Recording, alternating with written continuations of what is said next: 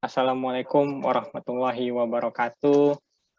Selamat Assalamualaikum. pagi, eh, selamat salam sehat dan salam sejahtera bagi kita semua. Selamat datang Ibu, Bapak, teman-teman, rekan-rekan, sahabat IDX Islamic semuanya di webinar Syariah Series hari ini 9 September 2021. Apa kabar Ibu, Bapak, serta hadirin sekalian? Semoga dimanapun kita semua berada, selalu diberikan nikmat sehat, nikmat iman, dan selalu dalam lindungan Tuhan Yang Maha Kuasa. Perkenalkan, nama saya Al-Ghifari Hasnul, yang akan menjadi pembawa acara dalam webinar Syariah Series pada hari ini. Webinar Syariah Series merupakan satu kegiatan edukasi pasar modal syariah yang diadakan oleh SRO Pasar Modal, yaitu Bursa Efek Indonesia, Clearing Penjaminan Efek Indonesia, dan Kustodian Sentral Efek Indonesia.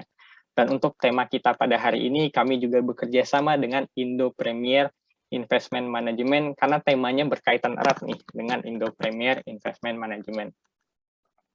Jadi tema kita pada pagi hari ini, Ibu dan Bapak sekalian, adalah tentang ETF syariah sebagai alternatif investasi halal. Webinar ini bertujuan untuk memperkenalkan kepada kita semua tentang satu produk investasi, yaitu ETF syariah yang sebenarnya sudah ada sejak tahun 2013 di Indonesia.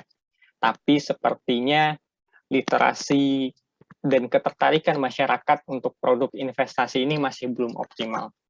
Padahal di luar sana, di negara-negara maju, ETF merupakan satu produk yang cukup diminati oleh para investor. Contohnya di Amerika.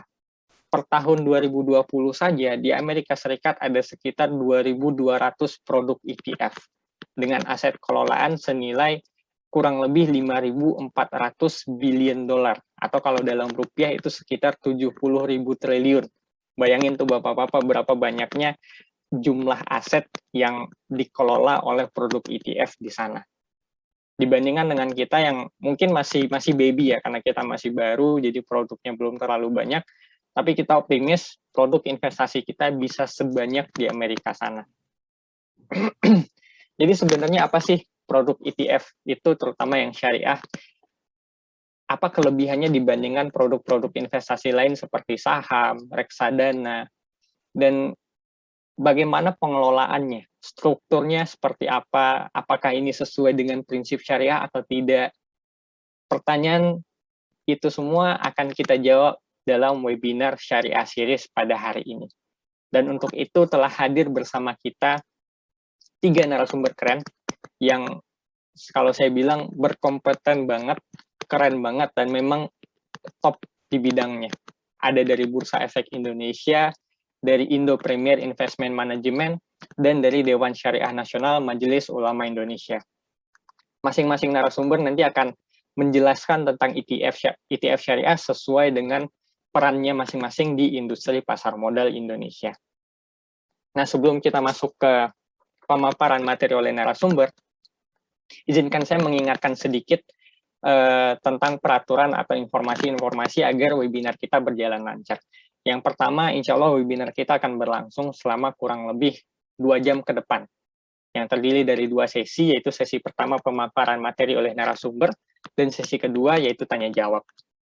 Yang kedua, selama webinar berlangsung, para peserta diharapkan untuk tetap mematikan mikrofonnya agar webinar kita berjalan dengan lancar dan tidak ada gangguan.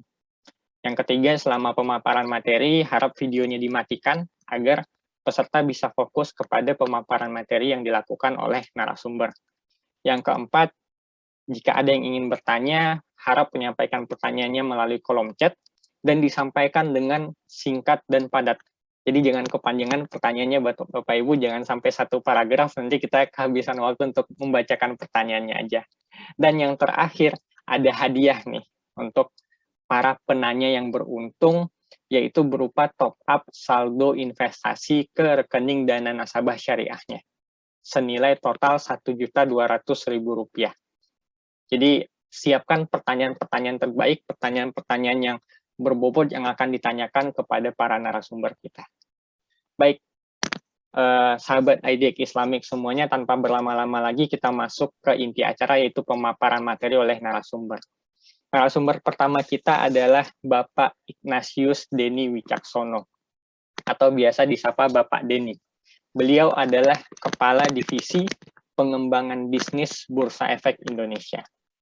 Jadi beliau ini memegang sertifikasi CFA atau Chartered Financial Analyst.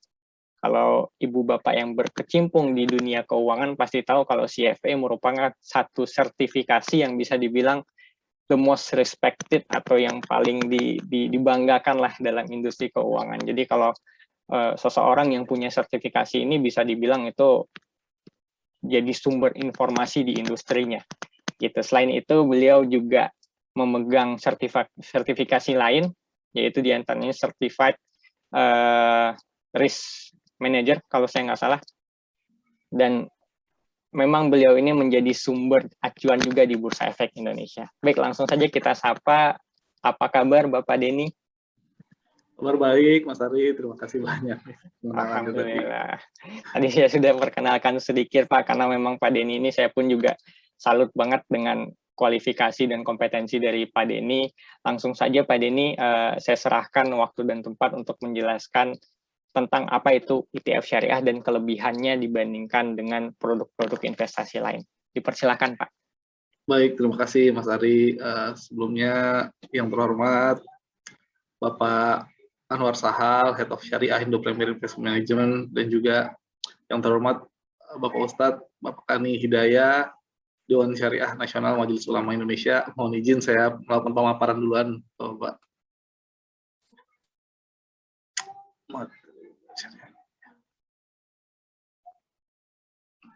Mungkin dari yang saya yang paling dasar gitu ya, nanti detail lebih dalam lagi mengenai cara pemilihan, nanti akan dijelaskan juga oleh Pak Anwar ya, dan juga tentang fatwa dan terkait kesyariahan nanti akan dijelaskan di belakang. Assalamualaikum warahmatullahi wabarakatuh. Selamat pagi dan salam sejahtera untuk kita semua. Jadi pada kesempatan pertama izinkan saya ini untuk melakukan sedikit pemaparan mengenai exchange traded fund, mungkin tidak spesifik mengenai syariah, tapi secara umum, tapi juga di belakang nanti kami singgung juga mengenai ETF syariahnya. Ada 3 yang rencananya akan kami paparkan. Yang pertama mengenal ETF, yang kedua bagaimana sih perkembangan ETF, gitu ya. Yang ketiga, yuk kita investasi ETF, bagaimana cara melakukan investasi ETF singkatnya. Yang pertama mengenal ETF. Sebenarnya apa sih ETF gitu ya? Bahasa Inggrisnya kan Exchange Traded Fund gitu ya. Tapi memang kadang-kadang bahasa Inggris ini membuat seolah-olah ETF jadi kayak produk yang nggak membumi gitu ya. Karena bahasanya aja susah, ngejelimet kalau orang ngomong Exchange Traded Fund. Tapi sebenarnya ETF tuh simple. ETF itu adalah reksadana berbentuk kontrak investasi kolektif yang unit penyertaannya diperdagangkan di bursa. Atau kalau bentuknya kita hilangkan, simpelnya adalah reksadana yang diperdagangkan di bursa efek. Jadi seperti reksadana biasa. Tapi bedanya kalau reksadana biasa, kita kan biasanya beli di manajer investasi gitu ya, dengan harga akhir hari. Kalau ini bisa diperdagangkan di bursa efek, jadi reksadana kayak saham. Jadi gabungan antara reksadana dan saham. Yang mana ETF ini nanti mengambil sifat-sifat positif atau kelebihan dari masing-masing instrumen. Jadi suatu instrumen baru yang memang cukup menarik karena itu perkembangannya di luar negeri sangat luar biasa besar gitu ya. Biasanya, nah kalau kita lihat ETF atau reksadana gitu ya, itu kan kita membeli suatu portfolio. Jadi bukan kita membeli single stock, sama seperti kayak kita ngelihat ini ya buah ya, misalkan kita hari ini mau makan buah apa ya, wah lemon vitamin C-nya banyak gitu ya, tapi masa saya makan lemon terus tiap hari harus milih buah. Nah daripada bingung, kita langsung aja beli 1 mangkok sop buah atau keranjang buah gitu ya, sudah terdiversifikasi. Nah, karena itu diversifikasi menjadi suatu kelebihan daripada investasi ETF dengan harga yang nanti sangat murah gitu ya, kita bisa mendapatkan saham-saham terbaik ibaratnya di Bursa Efek Indonesia. Nah, daripada kita ngomong ETF to Exchange Traded Fund, sebenarnya kita plesetin nih, kalau di tempat kita biasanya kita plesetin menjadi itu instrumen yang efisien. Jadi di slide ini adalah kelebihan ETF dibandingkan dengan mungkin reksadana biasa gitu ya. Jadi kita bilang ETF ini adalah reksadana gaya baru. Yang apa? Pertama, efisien. Kenapa efisien gitu ya?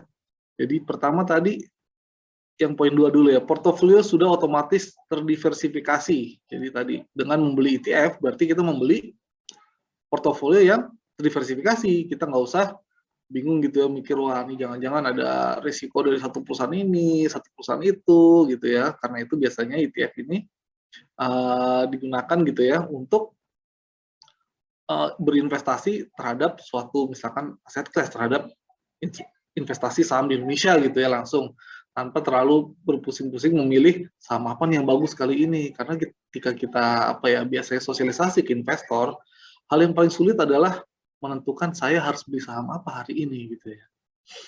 Yang kedua, terdapat pasar primer dan sekunder.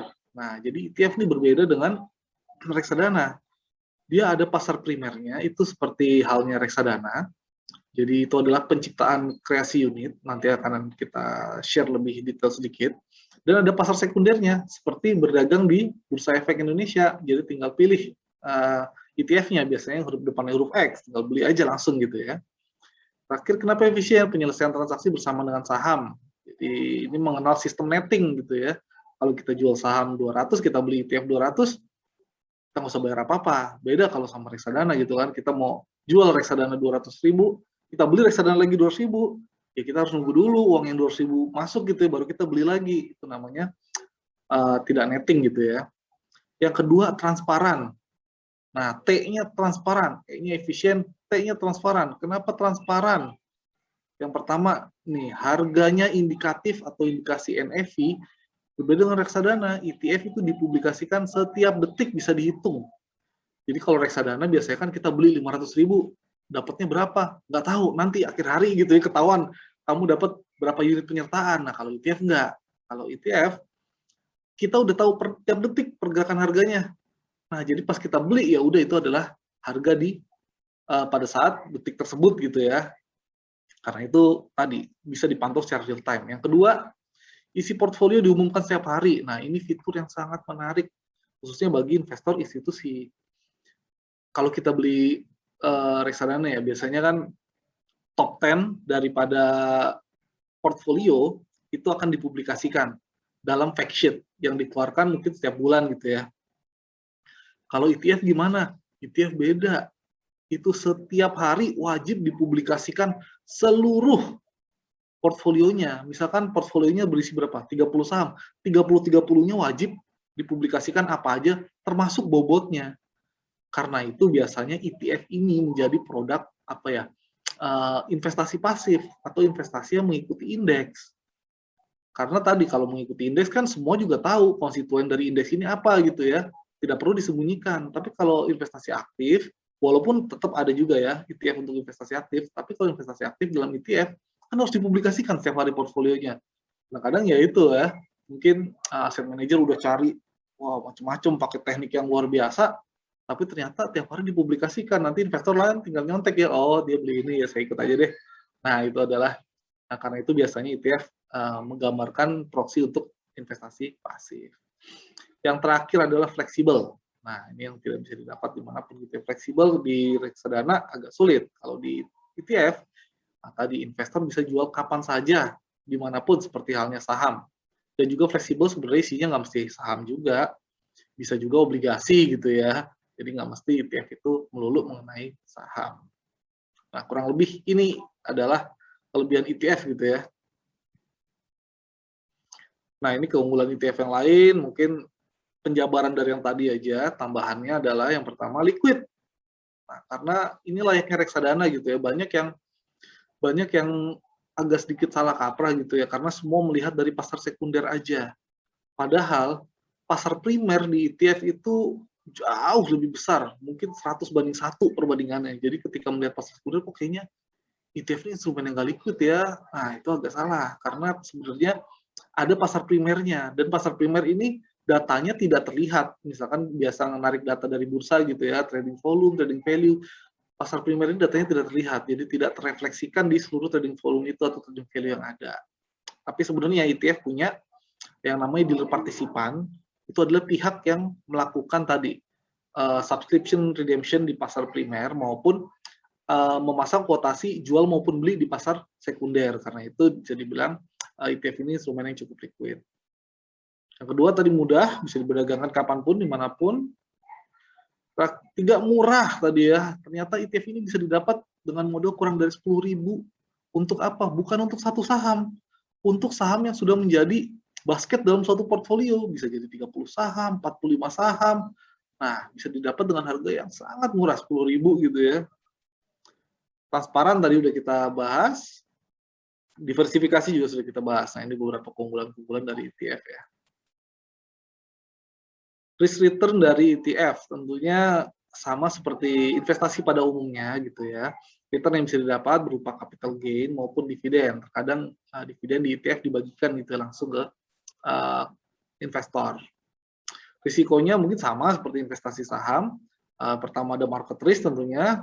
Yang kedua liquidity risk tetap harus dilihat ya, walaupun tadi saya bilang liquid, tapi tetap bid over spread itu merupakan salah satu pertimbangan investor dalam menentukan pilihan mau investasi ETF apa.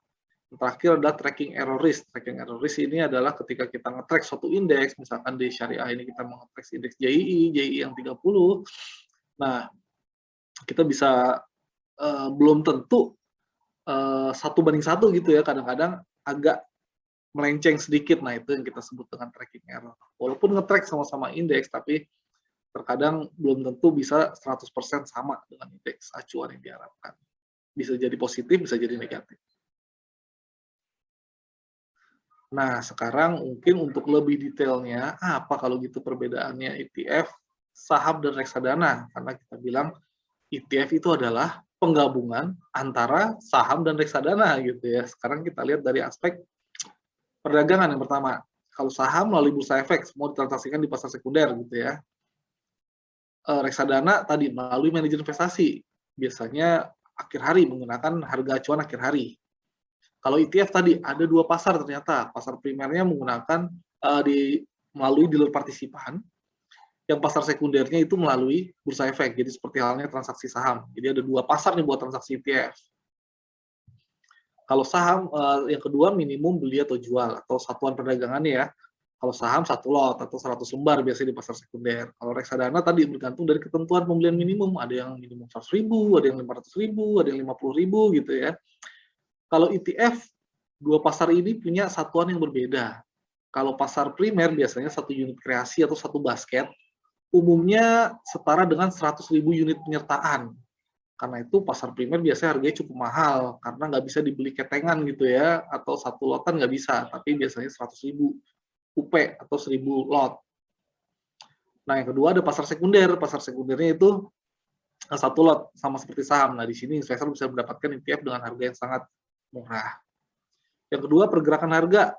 Kalau saham real time tentunya, reksadana end of day, hanya dipublikasikan NAV akhir hari gitu ya. Kalau ETF real time juga, baik pasar primer maupun pasar sekunder, kedua-duanya real time.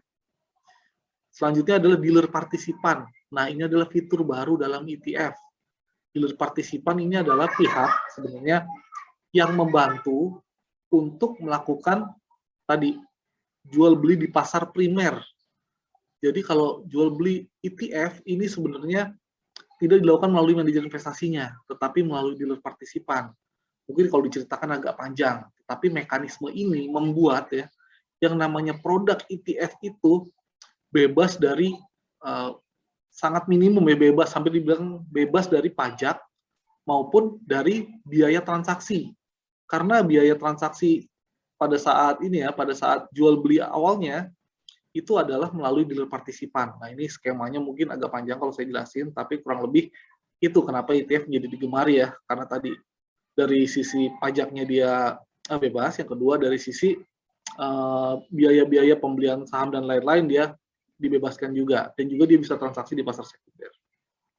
Nah, dealer partisipan ini di pasar sekunder juga berfungsi untuk melakukan kuotasi seperti halnya liquidity provider, jadi tetap ada kuotasi di pasar sekunder. Selanjutnya, keterbukaan informasi portfolio. Kalau reksadana tadi 10 efek ya terbesar dipublikasikan di fund fact sheet, kalau ETF setiap hari dipublikasikan seluruh portfolionya. Settlement, kalau saham tadi T+2, ETF juga mengikuti saham T+2, kalau reksadana sesuai kebijakannya, ada yang T1, ada yang T sampai dengan T7. Kalau dividen tentunya saham langsung dibagikan investor ya. Kalau reksadana biasanya dividen dibalikin ke NAV-nya, jadi meningkatkan harga NAV-nya. Kalau di ETF bisa dua-duanya. Ada yang dibagikan kembali ke investor, ada juga yang menaikkan NAV-nya. Kurang lebih ini perbedaan ETF dan apa sih keunggulan ETF dibandingkan produk lainnya. Nah, lembaga yang terlibat dalam ETF ada beberapa gitu ya. Pertama, Bursa Efek Indonesia, penyedia pasar perdagangan. Kedua, anggota bursa atau broker, karena seluruh ETF di pasar sekunder harusnya bisa dibeli melalui seluruh anggota bursa atau broker gitu ya. Selanjutnya manajer investasi tentunya yang mengelola dari pada aset atau pembelian aset-aset yang ada di ETF.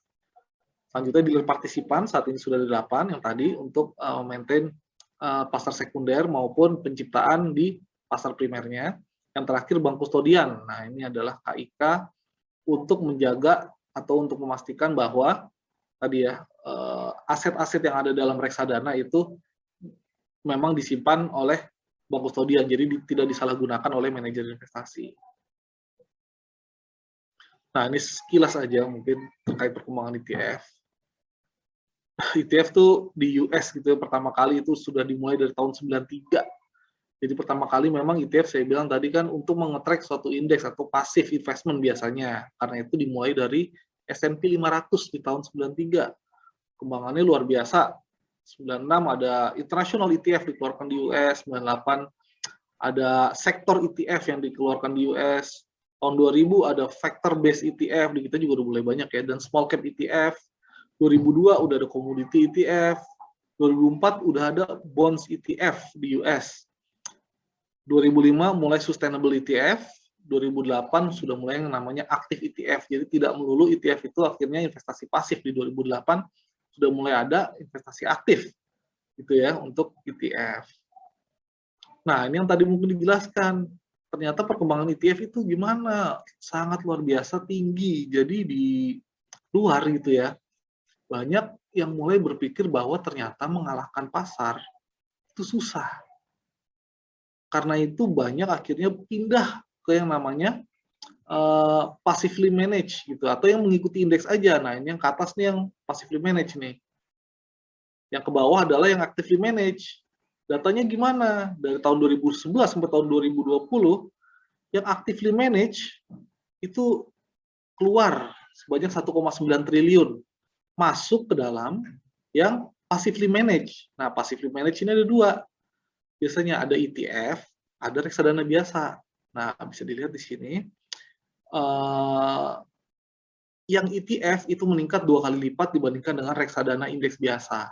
Ini trennya di US, jadi rupanya trennya sangat luar biasa gitu ya kalau di US sana. Lalu kalau di Indonesia gimana? Itu kan pertanyaan kita semua ya, itu kan di US, kalau di Indonesia gimana? Di Indonesia juga kurang lebih sebenarnya sama gitu ya. Ini adalah sedikit sejarah perkembangan ETF. Kalau ada yang bingung lihat, loh ternyata ETF udah tahun 2007 di sini gitu ya. Berarti bukan barang baru dong, udah 14 tahun. Iya, memang betul sekali ETF udah 14 tahun di sini. Dan ini perkembangannya. Dan dapat saya share juga untuk investasi berbasis pasif. Kalau kita bicara 5 tahun lalu gitu, mungkin tahun 2015, itu investasi berbasis pasif di Indonesia baru 1% dari dana kelolaan reksadana total. Sekarang berapa? Sekarang udah meningkat hampir 15 kali, sekarang di angka sekitar 15%. Jadi pengelolaan reksadana berbasis pasif itu udah meningkat ke angka 15%-an. Termasuk juga dari pengembangan ETF. Karena itu ETF juga cukup berkembang sangat luar biasa gitu ya, macam-macam ETF yang ada. Termasuk di sini ada ETF syariah juga. Nah, ini adalah sedikit perkembangan di Indonesia. Bisa kita bilang Indonesia salah satu yang cukup aktif perkembangannya. Khususnya di ASEAN gitu ya, kalau kita melihat di ASEAN per tahun 2020 kemarin kita sudah menjadi yang nomor 1 di ASEAN. Nah, bisa diceritakan juga ya kalau di Indonesia memang kita menganut rezimnya lebih ETF tuh for local equity, jadi buat saham-saham maupun instrumen-instrumen dalam negeri. Tapi kalau kita bicara Singapura itu enggak. Jadi Singapura biasanya ETF yang tercatat di sana ETF seperti apa? ETF negara lain banyaknya. ETF Indonesia ada nggak di Singapura? Ada juga. Jadi ETF kita gitu ya ada di Singapura. Di Amerika ada nggak? Di Amerika juga ada. ETF Indonesia ada juga di Amerika. Jadi orang-orang yang pengen berinvestasi langsung ke aset kelas Indonesia gitu ya, langsung aja biasanya mereka beli ETF-nya. Jadi tanpa pusing mencari saham-saham apa ya di Indonesia, kan nggak mungkin. Apalagi orang luar gitu ya, yang mungkin nggak begitu ngerti saham-saham apa yang bagus di Indonesia. Mereka biasanya langsung beli ETF, karena itu di pasar luar juga pasti ada ETF Indonesia. Tapi tidak sebaliknya, di Indonesia sekarang baru ada ETF untuk pasar-pasar atau saham yang ada di Indonesia.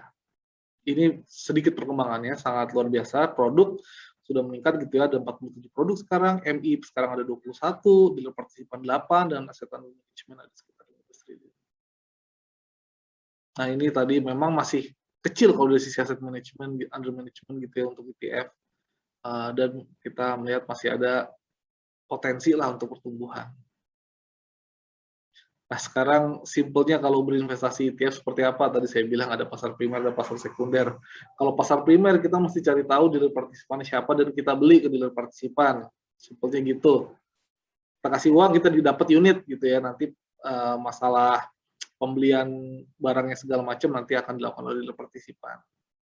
Ini simpelnya biasanya 100.000 unit penyertaan gitu ya, atau 100.000 lot. Pasar sekunder ini yang lebih simpel, mungkin yang rekan-rekan investor semua udah pahami gitu ya, biasanya tinggal buka aja rekening, kalau udah punya rekening ya tinggal ini melakukan pilih ETF. Beli ETF dengan masukkan ticker code, biasanya yang berawalan huruf X gitu ya. Cari X depannya biasanya ETF. Nah, kecuali dua produk yang tadi yang sudah ada di tahun 2007, ini pada saat itu kita belum standarisasi pakai huruf X.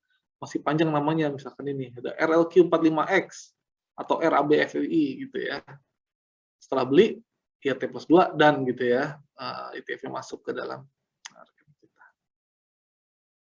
Nah ini sedikit, nanti mungkin akan dibahas setelah ini, menyinggung aja ETF Syariah MT1 BI, ini ada 3. Nah ini ada beberapa nih, khususnya yang terakhir nih, harganya juga cuma Rp74. Ini harganya 353, ini harganya 560 gitu ya. Nah pertanyaannya, tadi berapa? 74 itu kan kalau kita kali 100 atau 1 lot itu kan cuma 7.400, kalau 353 itu 30.000 gitu ya. Nah, ternyata beli ETF sangat murah gitu ya, dengan saham-saham yang sudah terdiversifikasi, jadi bukan single stock. Nah, karena itu kalau harga ETF tadi cuma sekitar 7.000, 30.000, ketimbang kita membeli biasanya mungkin minuman-minuman yang mengandung gula yang cukup banyak sekarang ya gitu ya, ada teh, boba lah, ada kopi kekinian lah. Nah, pilih mana? Mau menjadi gemuk atau kita merancang masa depan kita dengan berinvestasi ETF. Mungkin itu saya ucapkan terima kasih banyak. Mohon maaf atas lebih kurangnya. Nanti pertanyaan akan ada di sesi terakhir. Oh iya, ini Bursa Efek Indonesia kemarin saya juga habis mengeluarkan buku ETF, mungkin bisa didapat juga di Gramedia. Mungkin itu saya kembalikan ke Mas Arya. Terima kasih. Baik, terima kasih Pak Denny atas materinya. Itu yang slide terakhir teman-teman. Jadi beberapa waktu yang lalu ya Pak Denny ya, Bursa Efek Indonesia bersama dengan Pak Denny baru aja melaunching buku tentang ETF. Jadi kalau teman-teman tertarik bisa cek di toko buku favoritnya, atau Bursa Efek Indonesia juga sering bikin giveaway. Jadi pantengin media sosial Bursa Efek Indonesia, siapa tahu beruntung. Gitu. Nah, mungkin sedikit saya merangkum apa yang disampaikan oleh Bapak Denny tadi. Jadi ETF merupakan satu produk yang strukturnya itu mirip seperti reksadana. Jadi memang ini adalah reksadana sebenarnya. Jadi nggak usah pusing dengan istilah bahasa Inggrisnya ya, Pak Denny ya. Cukup bayangkan ini adalah reksadana. Cuman perbedaannya adalah reksadana ini ditransaksikan di Bursa Efek Indonesia layaknya kita bertransaksi saham dari perusahaan-perusahaan. Gitu. Dan ada beberapa kelebihan ETF yang tadi disebutkan oleh Pak Denny, diantaranya dia efisien, terus portofolionya transparan, fleksibel, itu kependekan dari ETF tadi kan, ETF kalau bahasa Inggrisnya Exchange Traded Fund, tapi ini kita plesetin sedikit jadi efisien, transparan, dan fleksibel. Di samping itu ini juga bebas pajak, jadi buat investor yang mungkin nominalnya gede, ini jadi instrumen yang cukup menarik. Bebas biaya pembelian saham juga karena ada fungsi dari dealer partisipan. Mungkin nanti saya juga ada beberapa pertanyaan Pak Denny terkait materi-materi tadi, juga menarik banget materinya, dan tadi saya lihat di kolom chat, ada yang sudah bertanya juga. Baik, selanjutnya kita masuk ke materi kedua yang akan disampaikan oleh Bapak Anwar Sahal. Bapak Anwar Sahal merupakan Head of Syariah dari Indo Premier Investment Management. Indo Premier Investment Management adalah manajer investasi yang pertama kali menerbitkan ETF syariah di Indonesia. Gitu. Jadi Pak Anwar Sahal ini merupakan seorang yang memiliki sertifikasi wakil manajer investasi dan terdaftar di OJK, dan juga merupakan seorang ahli syariah pasar modal. Jadi Pak Anwar ini memang kalau istilahnya kalau mau perang itu udah tahu medan perangnya gimana gitu. Jadi tepat banget kita mengundang Pak Anwar untuk bercerita kepada kita tentang ETF dari sisi pelakunya, dari sisi manajer investasi yang menerbitkan produk ETF itu sendiri. Kepada Pak Anwar, dipersilakan Pak Anwar untuk menyampaikan materinya. Baik, terima kasih Pak Ari atas kesempatan yang telah diberikan. Bismillahirrahmanirrahim. Assalamualaikum warahmatullahi wabarakatuh. Yang kami hormati segenap rekan-rekan dari Bursa Efek Indonesia ya, khususnya Bapak Ari dan juga Bapak Denny, kemudian juga Bapak Ustadz Kan Hidayah dari DSN MUI, dan juga rekan-rekan sekalian yang telah bergabung dalam sesi webinar kita pada pagi hari ini. Sebelum saya menyampaikan materi, izinkan saya untuk share screen dulu Pak Ari ya. Silakan Pak. Ya.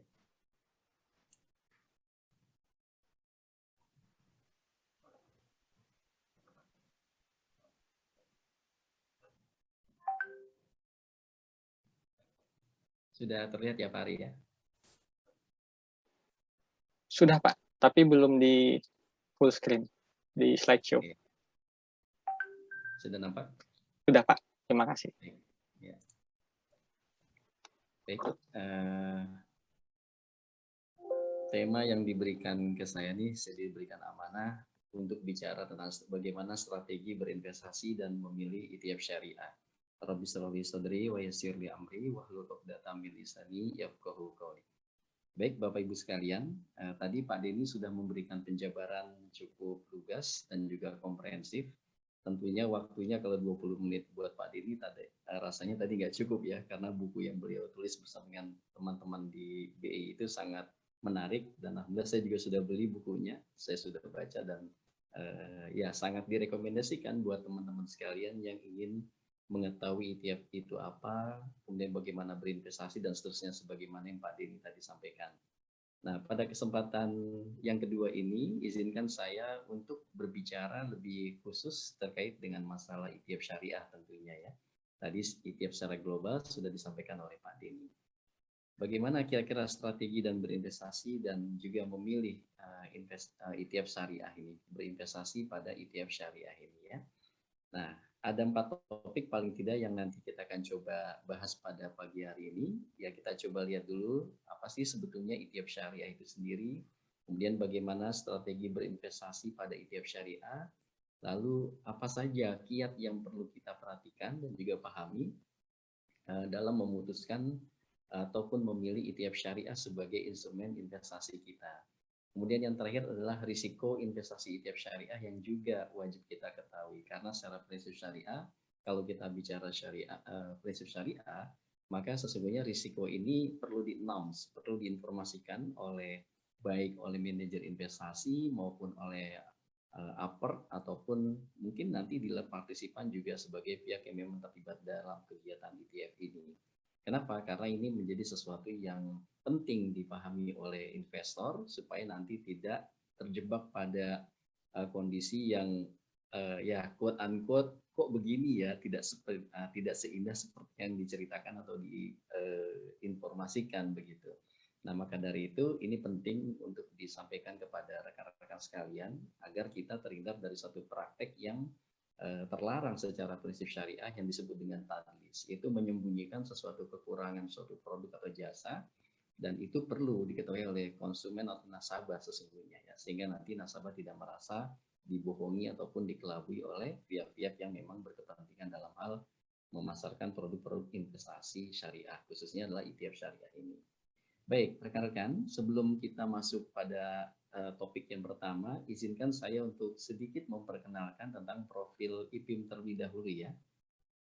Jadi IPIM yang saat ini berdomisili ataupun berkantor di Pacific Century Place ya, lantai 15. Nah, ini gedungnya gedung FWD ya, di lantai 15 kami domisilinya, adalah merupakan manajer investasi yang berfokus dalam hal pengelolaan produk ETF atau Exchange Trade Fund. Agak susah disebutnya Exchange Trade Fund. Tadi Pak Denny menyebutkan sebenarnya ETF ini adalah reksadana juga kok, cuma dia jenisnya indexing gitu ya. Nah, IPIM berfokus pada pengelolaan produk-produk berbasis ETF. Ada juga sih produk-produk konvensional lainnya seperti reksadana pasar uang, kemudian juga reksadana obligasi dan sebagainya. Cuma memang kurang lebih 78%-an fund yang kita kelola ini konsentrasinya berada pada ETF.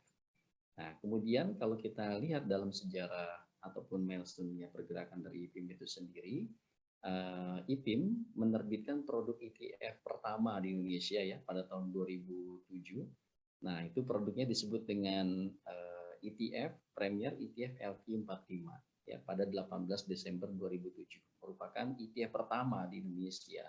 Jadi IPIM ini memang menjadi pionir ataupun pelopor ya dalam hal pengembangan produk-produk berbasis ETF. Kemudian pada 2011 IPIM spin-off, mengalami spin-off dari induknya yaitu Indo Premier Sekuritas ya di tahun 2011. Beranjak pada 2013 IPIM meluncurkan ETF syariah pertama di Indonesia yang disebut dengan nama produknya adalah Premier ETF JII. Jadi kita menggunakan indeks acuannya ataupun benchmarkingnya adalah JII. Nah ini tahun 2013 ETF syariah pertama di Indonesia. Kemudian di 2015 IPIM meluncurkan reksadana syariah Premier Fixed Income Syariah. Jadi bonds di sini ya basisnya yang menjadi underlying-nya. Kemudian saat ini bagaimana? Saat ini IPIM menjadi provider ETF terbesar di Indonesia. Jadi kita tahu ada beberapa MI ya, yang sudah meluncurkan produk-produk ETF dan IPIM merupakan provider ETF terbesar di Indonesia. Bagaimana dengan total pengelolaan dana kelolaan investasinya untuk yang dikelola oleh IPIM? Nah, kita lihat data per Juli 2021 total dana kelolaan IPIM ini berada di angka 6,76 triliun ya. Kemudian untuk total dana kelolaan fund syariahnya yang ETF-nya itu 17,9 miliar dan saat ini ataupun per 31 Juli 2021 secara peringkat IPIM berada di peringkat ke-18 dari 92 MI yang ada di Indonesia per Juli 2021. Nah, itu sedikit informasi perkenalan tentang IPIM sebagai MI yang berfokus pada produk-produk berbasis ETF. Baik. Pak Anwar, izin. Ya. Suaranya agak kecil, Pak. Ada beberapa nih, mungkin bisa dinaikkan sedikit suaranya, Pak. Oh, baik. Kalau segini sudah terdengar? Sudah, Pak. Sudah lebih baik. Sudah lebih baik ya. Ya. Terima kasih, Pak. Ya. Ya. Sekarang kita masuk pada apa sih sebetulnya ETF syariah ya. Tadi ETF sekali lagi sudah disampaikan secara definisi umumnya. Nah, bagaimana dengan ETF syariah? ETF syariah ini merupakan perpaduan dua ide besar ya teman-teman sekalian ya. Perpaduan dua ide besarnya itu apa? Yaitu saham syariah dan reksadana syariah. Nah, kita tahu bahwa saham syariah ini kan dia diperdagangkan di jam bursa, begitu pula dengan reksadana syariah ya. Dan juga beberapa kriteria ataupun ciri-ciri dari dua entitas ini kita tahu bahwa baik yang saham syariah maupun reksadana syariah tentunya merupakan instrumen investasi yang teman-teman sudah ya sepertinya sudah pada familiar ya, apa itu saham, apa itu reksadana. Semoga seperti itu. Nah, ketika dua instrumen atau entitas ini dipadukan maka dia menjadi ETF, khususnya ETF syariah. Nah, yang membedakan ataupun ciri khas dari ETF syariah ini adalah ada satu pengawasan yang dilakukan oleh suatu institusi resmi yang ada di Indonesia yang disebut dengan DPS yang nanti muara organisasinya adalah DSN MUI ya. Jadi seluruh reksadana syariah dan juga saham syariah yang yang beroperasi di Indonesia ini, nah semuanya itu dalam pantauan ya. dalam pantauan Dewan Syariah Nasional MUI yang nantinya tentunya berkoordinasi dengan otoritas terkait yaitu OJK yang akan mengeluarkan satu ketetapan yang disebut dengan DES ya. Nah, mereka ini memberikan sebuah rekomendasi saham-saham apa saja yang kiranya bisa menjadi suatu underlying ataupun masuk ke dalam daftar efek syariah. Nah, DPS ini mengawasi pengelolaan ETF syariah supaya dia on the track sesuai dengan prinsip-prinsip syariah. Nah, di samping itu, menariknya ETF syariah ini juga dia terdiversifikasi juga ya, karena saham-saham yang ada di dalamnya itu tentunya adalah merupakan dari pemecahan konsentrasi pada jumlah saham-saham tertentu. Jadi tidak terfokus pada saham-saham tertentu, tetapi dia terdiversifikasi. Kenapa? Hal ini juga untuk memitigasi risiko yang terjadi supaya tidak terjadi satu isu yang nantinya bisa membahayakan dalam hal pengelolaan ETF syariah. Nah, berikutnya bagaimana dengan strategi berinvestasi pada ETF syariah? Nah, kalau kita bicara strategi investasi pada ETF syariah, maka paling tidak kita harus memahami terlebih dahulu sebetulnya apa saja sih ataupun jenis ETF itu sepertinya ada apa aja gitu ya. Ada berapa jenis ETF. Nah, kita bisa lihat bahwa dalam praktik di lapangannya itu paling tidak ada dua jenis ETF ya. ETF yang sifatnya aktif dan juga sifatnya pasif. Nah, di sini menarik teman-teman sekalian. Jadi, apa yang membedakan antara ETF saham aktif dan ETF saham pasif? Yang membedakan paling utama adalah kita bisa lihat dari kebijakan investasi yang ditetapkan oleh manajer investasi untuk pengelolaan suatu ETF. Nah, kalau ETF saham aktif, maka kita bisa lihat kebijakan investasi yang pertama adalah dia minimum 80% akan diinvestasikan pada efek bersifat ekuitas dengan ketentuan minimum 80% pada saham-saham sektoral yang menjadi basis investasi. Nah, jadi 80% diinvestasikan pada efek yang bersifat ekuitas ya. Sektoralnya apa? Sektornya menjadi basis investasi ya tentunya di sini. Jadi 80%. Nah, kemudian sisanya sebesar 20% adalah dia akan diinvestasikan pada instrumen pasar uang dalam negeri yang mempunyai jatuh tempo kurang dari 1 tahun dan atau deposito. Nah, itu ETF saham aktif ya. Kemudian bagaimana dengan ETF saham pasif? Kalau ETF saham pasif, maka kebijakan investasinya itu yang pertama adalah dia minimum 80% akan diinvestasikan pada efek bersifat ekuitas yang berasal dari kumpulan efek yang terdaftar pada indeks yang menjadi acuan. Jadi dia mirroring gitu ya. Nah, dia menjadi fund ETF pasif ketika dia mirroring terhadap suatu indeks acuan. Misalnya JII, kemudian JII 70, kemudian ada bursa beberapa waktu lalu 17 April 2021 meluncing satu indeks baru yaitu IDX Match BUMN 17 ya. Nah, itu kan indeks-indeks yang bisa digunakan sebagai benchmarking dalam pengelolaan suatu ETF syariah gitu ya. Kemudian sisanya 20% untuk ETF saham pasif dia diinvestasikan pada instrumen pasar uang dalam negeri yang mempunyai jatuh tempo kurang dari 1 tahun atau deposito. Nah, itu merupakan perbedaan utama ya antara ETF saham aktif dengan ETF saham pasif.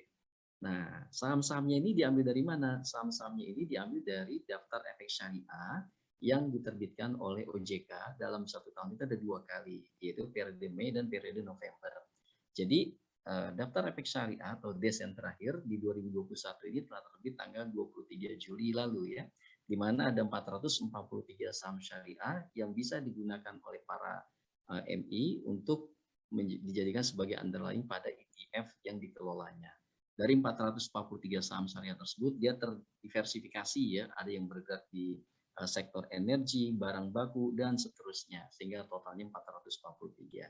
Nah, ini merupakan perbedaan mendasar antara ETF saham aktif dan ETF saham pasif.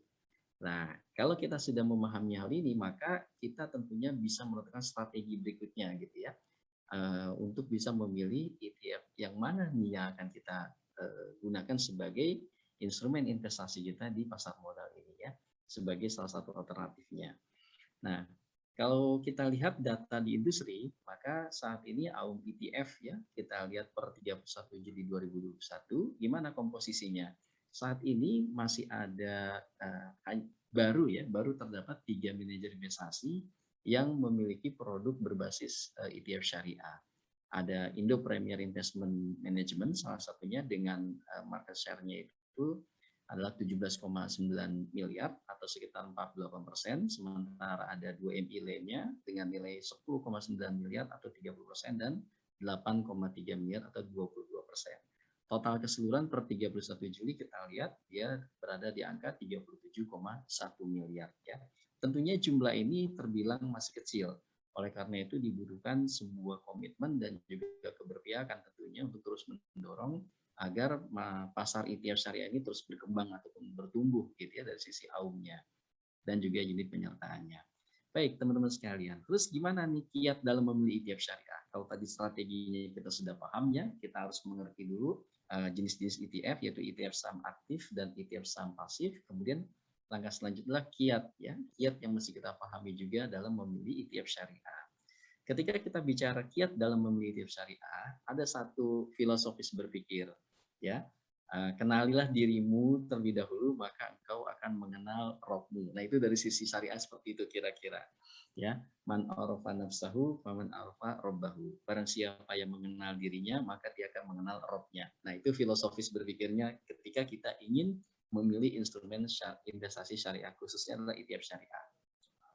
Paling tidak ketika kita mau memulai investasi, khususnya ketika ingin menetapkan ETF syariah yang mana yang akan kita pilih, maka kita harus mengenali profil kita terlebih dahulu. Dengan kata lain, know your self gitu ya. Kenali diri kamu terlebih dahulu tentang risikonya. Jadi risk profile ini menjadi sesuatu yang sangat penting bagi seorang investor, khususnya para investor pemula, ketika dia ingin berinvestasi, khususnya ETF syariah. Nah, kalau kita berada di diagram konservatif ya, maka instrumen investasi syariah yang bisa kita pilih tentunya adalah instrumen-instrumen yang memiliki resiko rendah ya, karena kita konservatif. Lalu bagaimana kalau kita berada di tingkat moderat? Nah, kalau kita berada di tingkat moderat maka ya tingkat risiko yang akan kita terima agak tinggi sedikit ya. Nah, kemudian kalau kita berada di fase agresif, nah ini dia ya. Risikonya tentunya tinggi. Tapi teman-teman, ketika risiko itu sudah kita tetapkan, maka sesungguhnya dia akan berbanding lurus juga, ya, berbanding lurus juga dengan apa-apa yang kita akan dapatkan. Dengan kata lain, kalau umpamanya kita berada pada tipe investor konservatif, di mana kita tidak terlalu ingin risiko yang tinggi, ya maka kalau risikonya rendah-rendah, ya tentu return ataupun keuntungan yang akan kita peroleh juga tidak begitu tinggi gitu ya. Begitu pula kalau kita umpamanya termasuk dalam kategori investor yang agresif. Nah, kalau dia investor agresif maka tentunya risikonya tinggi dan juga akan berpeluang mendapatkan tingkat keuntungan ataupun return yang tinggi pula. Baik, kalau umpamanya kita sudah mengerti profil risiko diri kita, maka ketika kita akan memulai memutuskan kira-kira ETF syariah mana yang akan kita ambil, maka paling tidak ada beberapa langkah yang bisa kita lakukan. Yang pertama adalah ya kenali benchmark index yang akan diinvestasikan. Ya, jadi benchmark index apa nih yang akan digunakan dalam pada ETF syariah tersebut. Yang berikutnya bandingkan historical return dan ranking error terhadap benchmark index. Nah, MI biasanya menyajikan informasi tersebut dalam bentuk fun fact sheet ya. Itu bisa di-download ataupun dilihat di website MI. Biasanya disajikan informasi tersebut dan kemudian nanti diberikan informasinya dalam bentuk grafik ataupun angka-angka. Jadi para investor bisa melihat atau memperhatikan, oh ternyata pergerakan ataupun perbandingan historical return dan juga tracking error terhadap benchmark index yang digunakan, itu adalah lebih bagus ya dibanding dengan benchmarknya. Nah, maka itu bisa menjadi bahan pertimbangan. Yang berikutnya yang perlu diperhatikan juga adalah kiat yang ketiga, pahami likuiditas ETF atau nilai aktiva bersih dari ETF tersebut. Ya, kalau umpamanya suatu ETF syariah dia NAB ataupun nilai aktiva bersih atau aset under management gitu ya. Nah, itu terus mengalami peningkatan ya. Nah, tentunya ini menjadi satu indikator bahwa ETF syariah ini mempunyai kinerja yang baik gitu.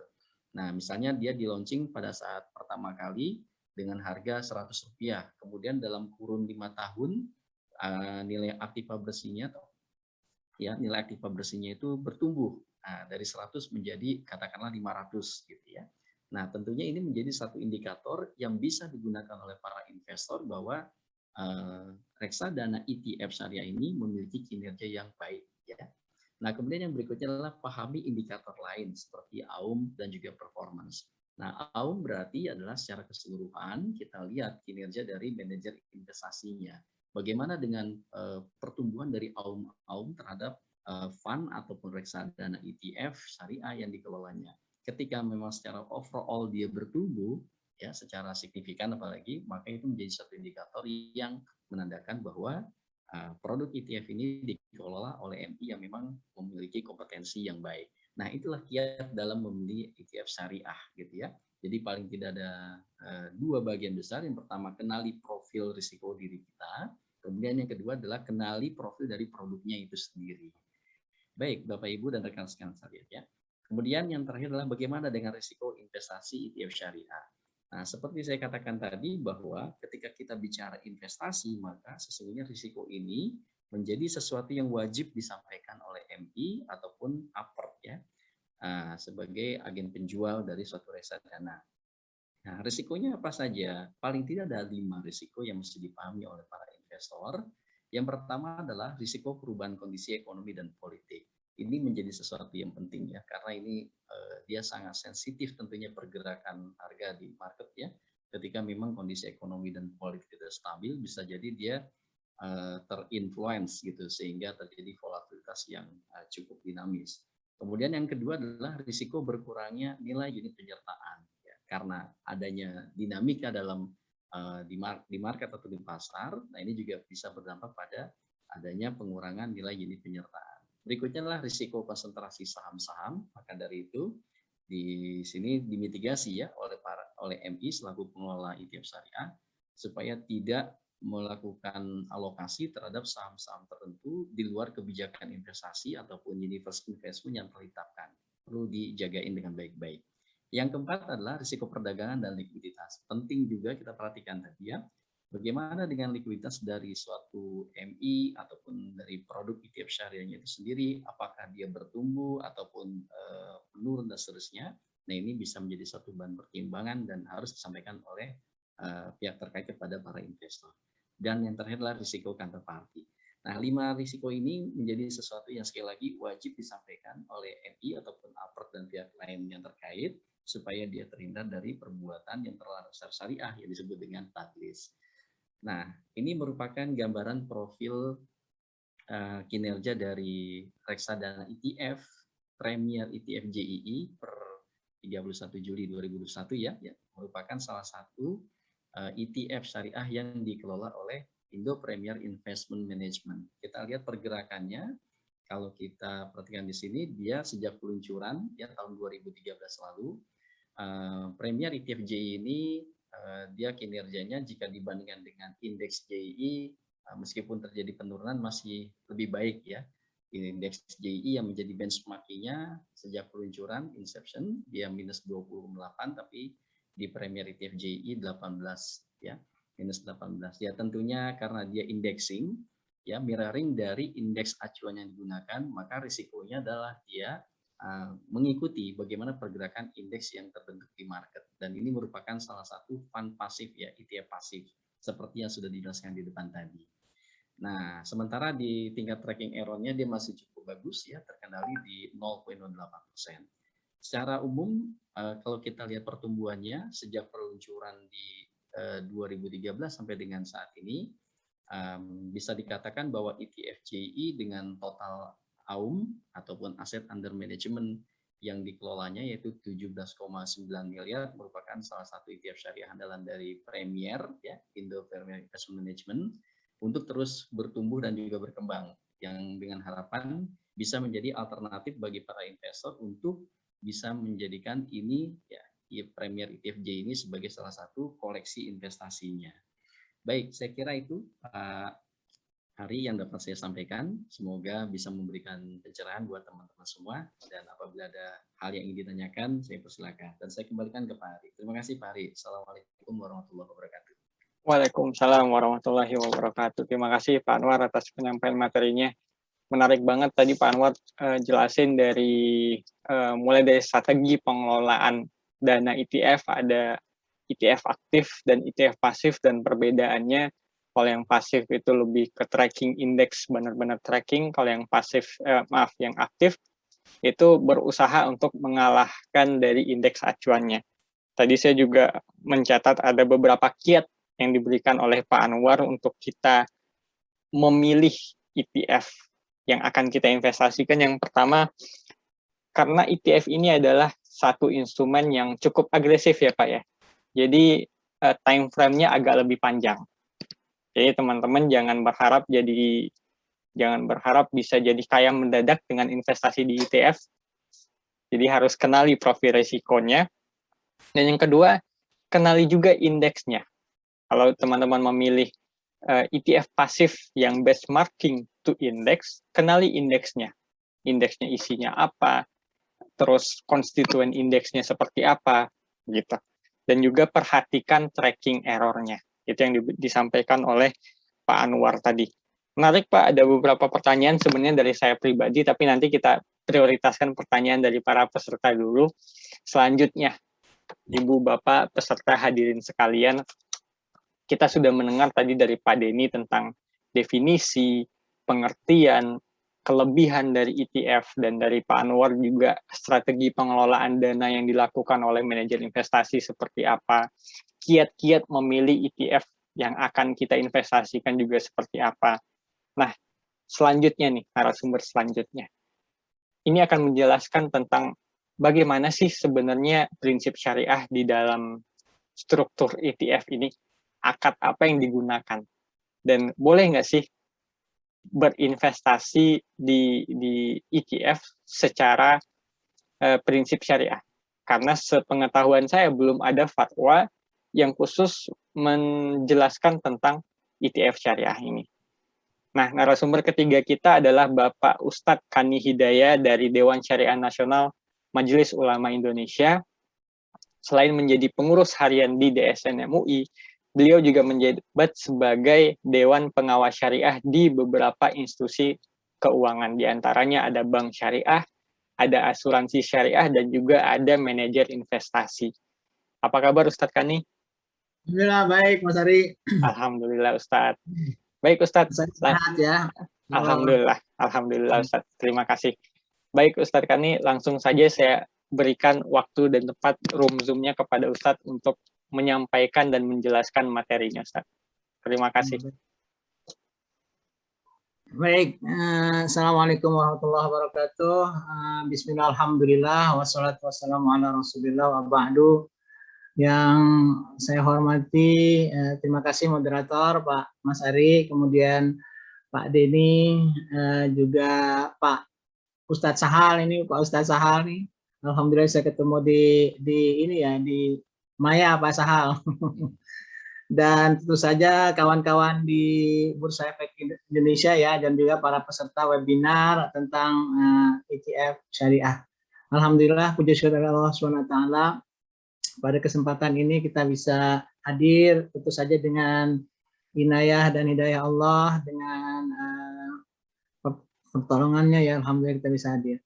Saya akan menjelaskan tadi kalau kita lihat ya Bapak sekalian, kawan-kawan para peserta, kita telah mendapat penjelasan yang cukup gamblang dari memang pakarnya ini, satu dari Pak Denny, yang kedua dari Pak Ustadz Anwar Sahal, which is beliau adalah sekarang di IPIM, Indo Premier Investment Management, adalah yang pertama kali mengeluarkan ETF berbasis syariah.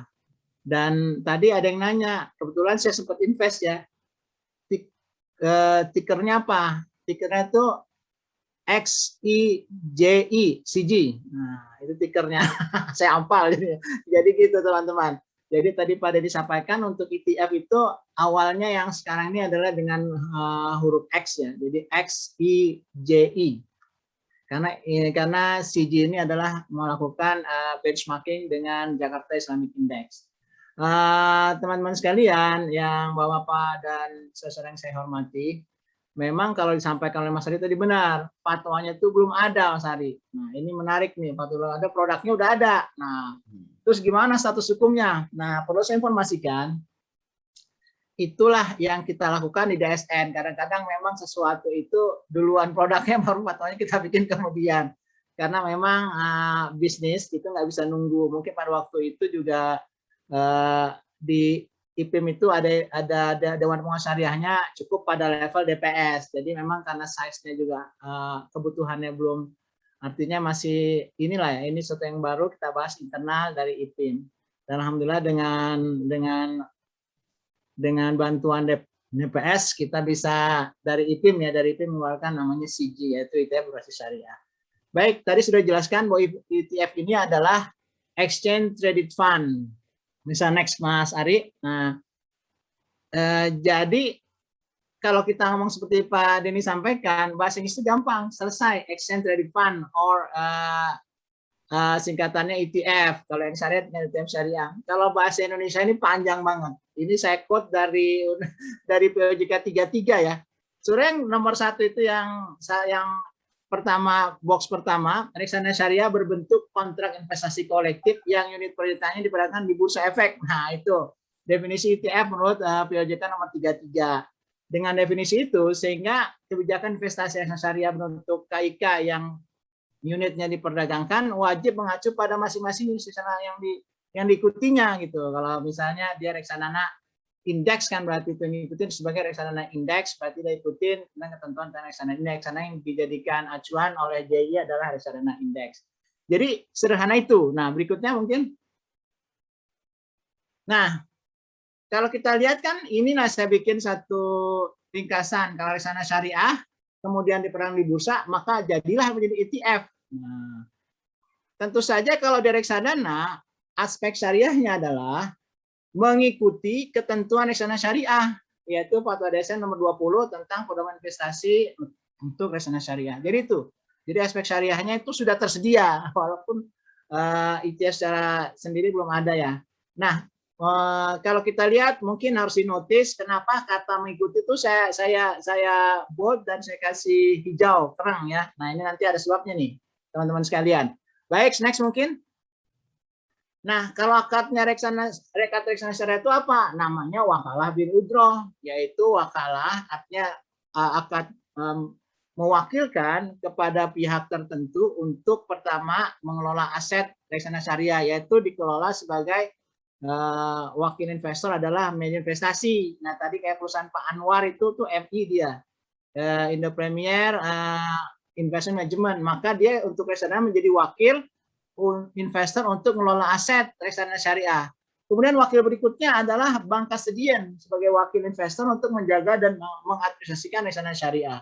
Jadi dua, kalau bahasa POJK itu mereka ini adalah wakilin. Wakil itu berarti jamak ya. Nah, memang mereka fungsinya sebagai wakil dari para investor. Yang pertama untuk mengelola aset, yang kedua untuk jagain dan mengadministrasikan aset.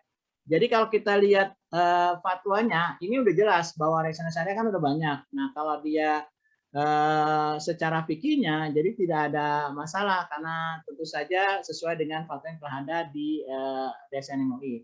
Next mungkin Mas. Nah, yang berikutnya ETF syariah. Berikutnya sebelumnya mungkin ini ya benar ya. Sebelumnya kayaknya ya.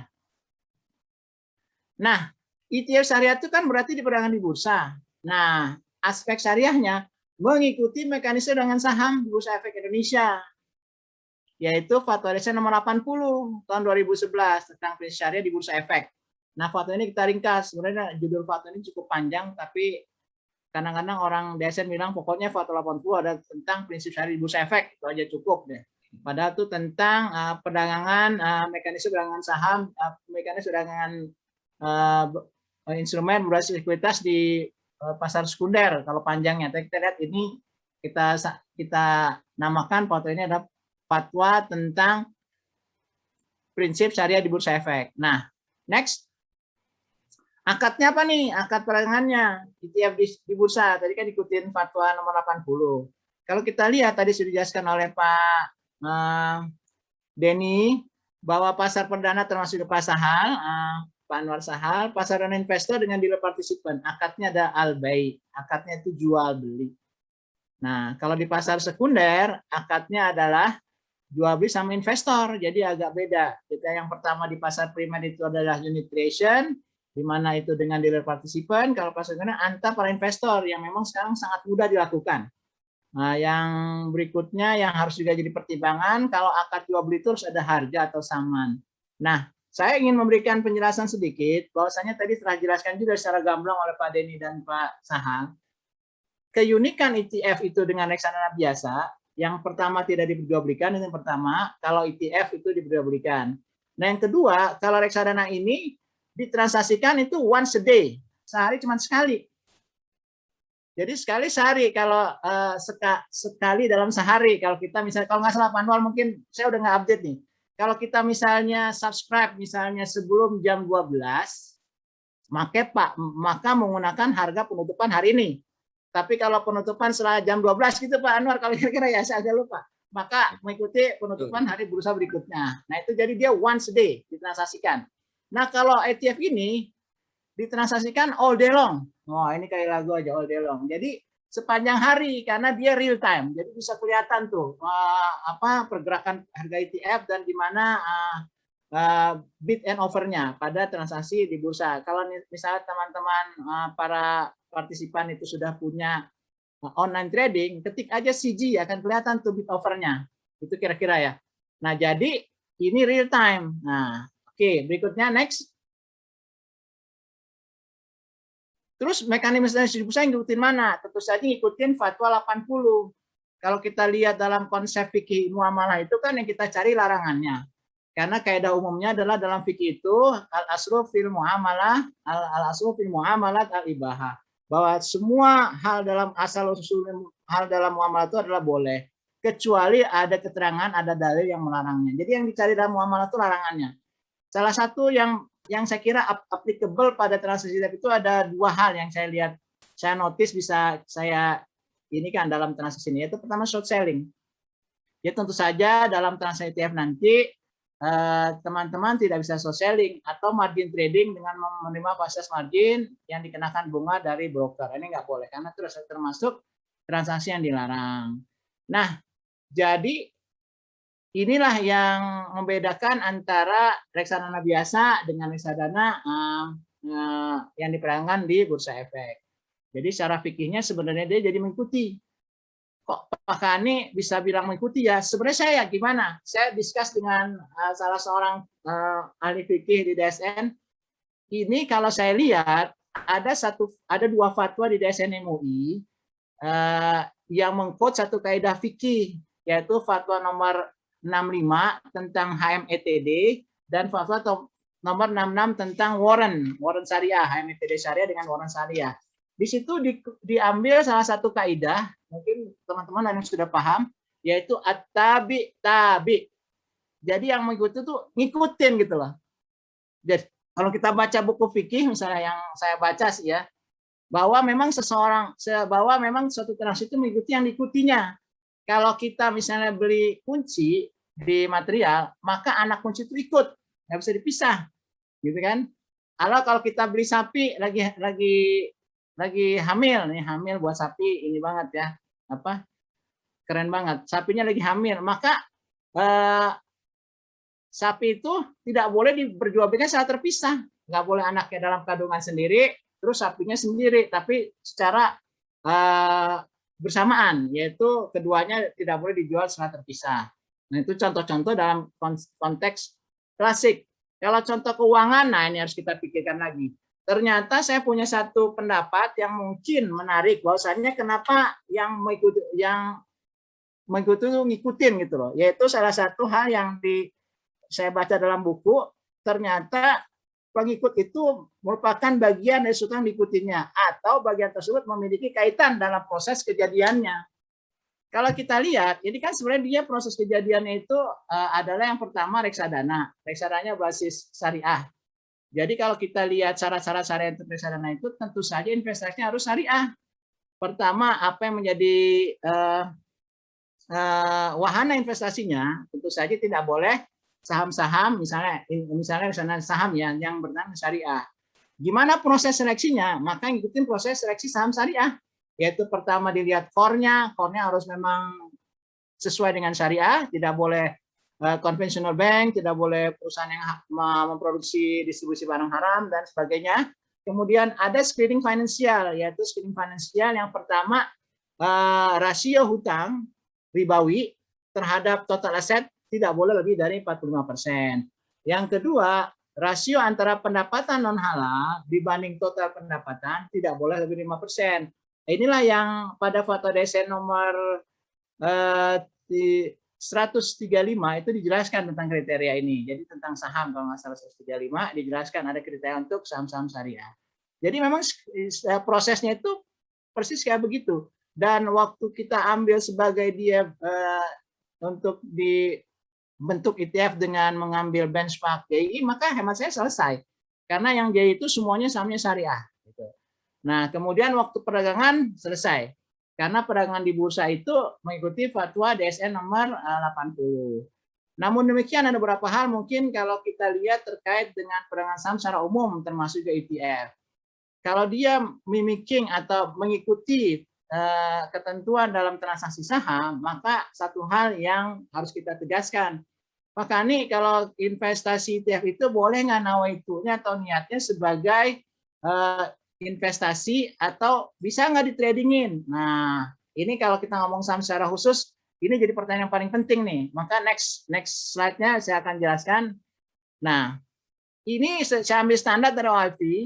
Jadi boleh untuk beli saham, termasuk beli ETF, tanpa memperhatikan ETF syariah, maksudnya tanpa memperhatikan atau untuk tujuan investasi atau untuk trading. Nah, cuma kalau saya lihat ETF kayaknya buat di trading agak sulit ya Mas Al. Nah, maka kalau yang itu kan bisa one day trading boleh, yang penting beli dulu karena tanda yang berikutnya. Yang penting pertama tujuan itu tidak menjadikan sesuatu yang syariah concern dalam hal ini ya, yang pendapat yang lain. Kemudian one day trading boleh nggak? Nah boleh, ternyata saya ikut juga nih pendapat ini.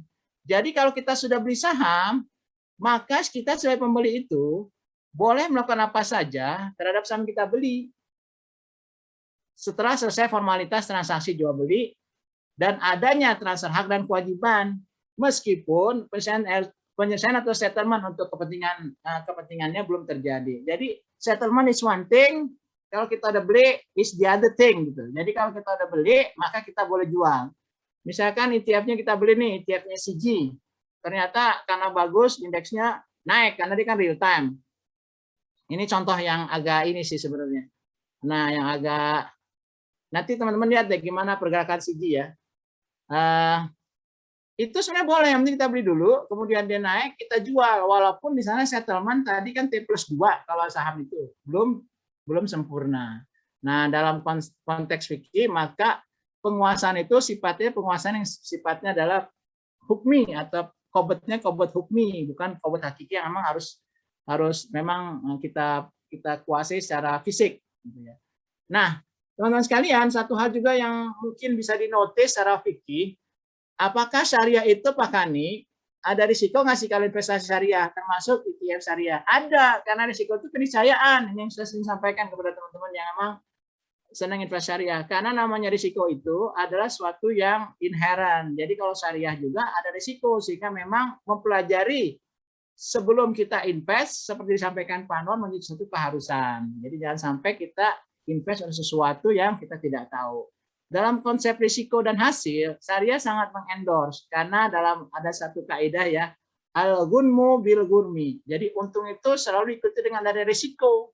Itu syariah banget. Jadi kalau misalnya syariah kemudian syariah sama aja ternyata rugi juga, maka sebenarnya ya kita yang salah mungkin dalam pemilihan investasi, dalam juga menetapkan strategi investasi.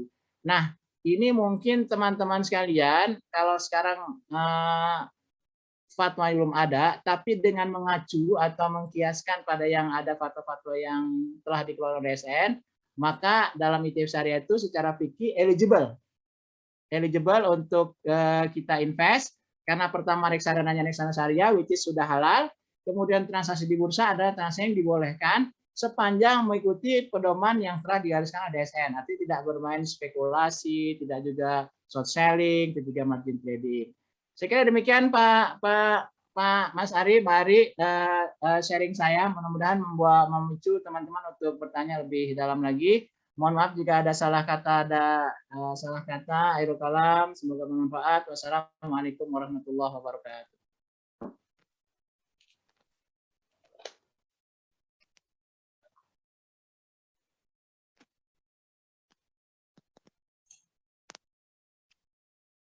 Masih di mute? Hari di mute Mas Hari.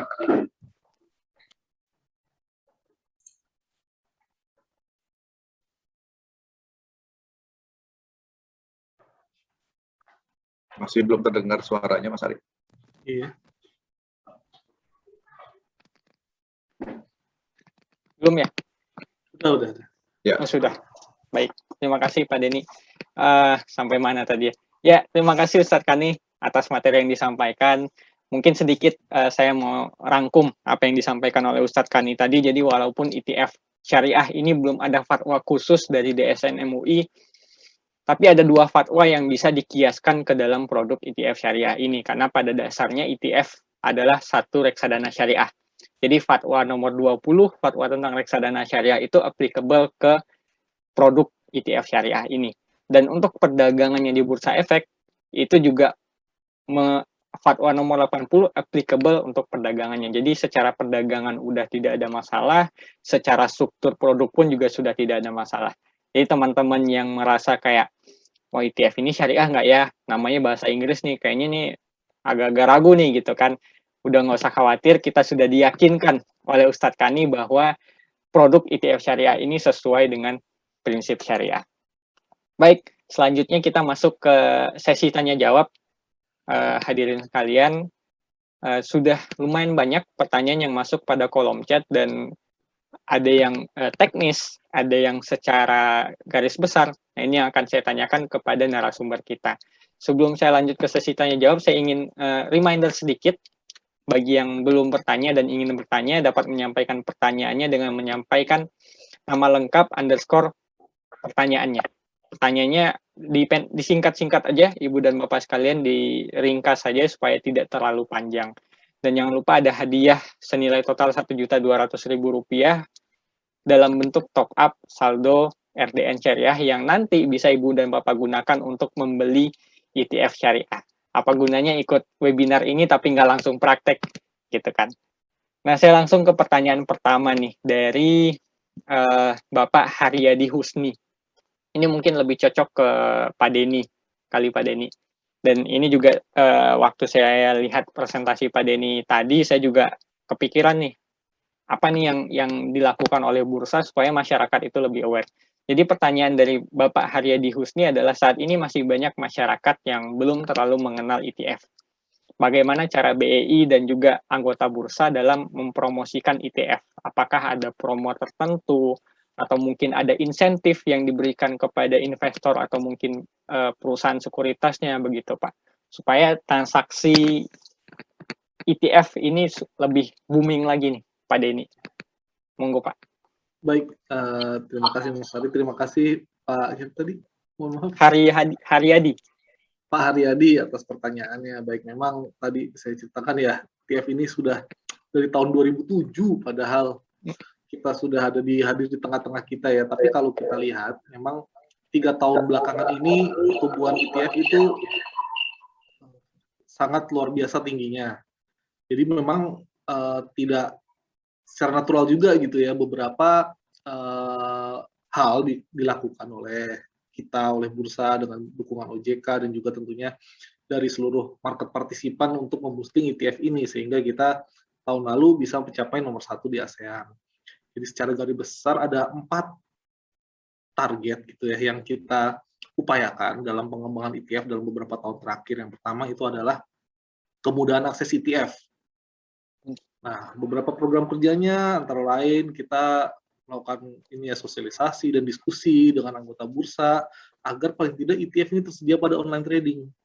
Karena beberapa anggota bursa kami masih belum menyediakan ETF ini dalam tadi online trading platform. Jadi takutnya investor mau invest tapi nggak tersedia, jadi susah gitu ya. Yang kedua, pengembangan website bursa. Nah, website bursa ini sudah kami lengkapi banyak informasi mengenai ETF. Ini per 2 tahun lalu gitu ya kita kembangkan website ini. Selanjutnya, sosialisasi dan edukasi kita terus genjot untuk dapat tadi meningkatkan poin yang kedua, pemahaman produk gitu ya. Jadi yang pertama tadi kemudian akses, yang kedua pemahaman produk. Nah, pemahaman produk ini yang pertama sosialisasi dan edukasi, kita bekerjasama dengan berbagai macam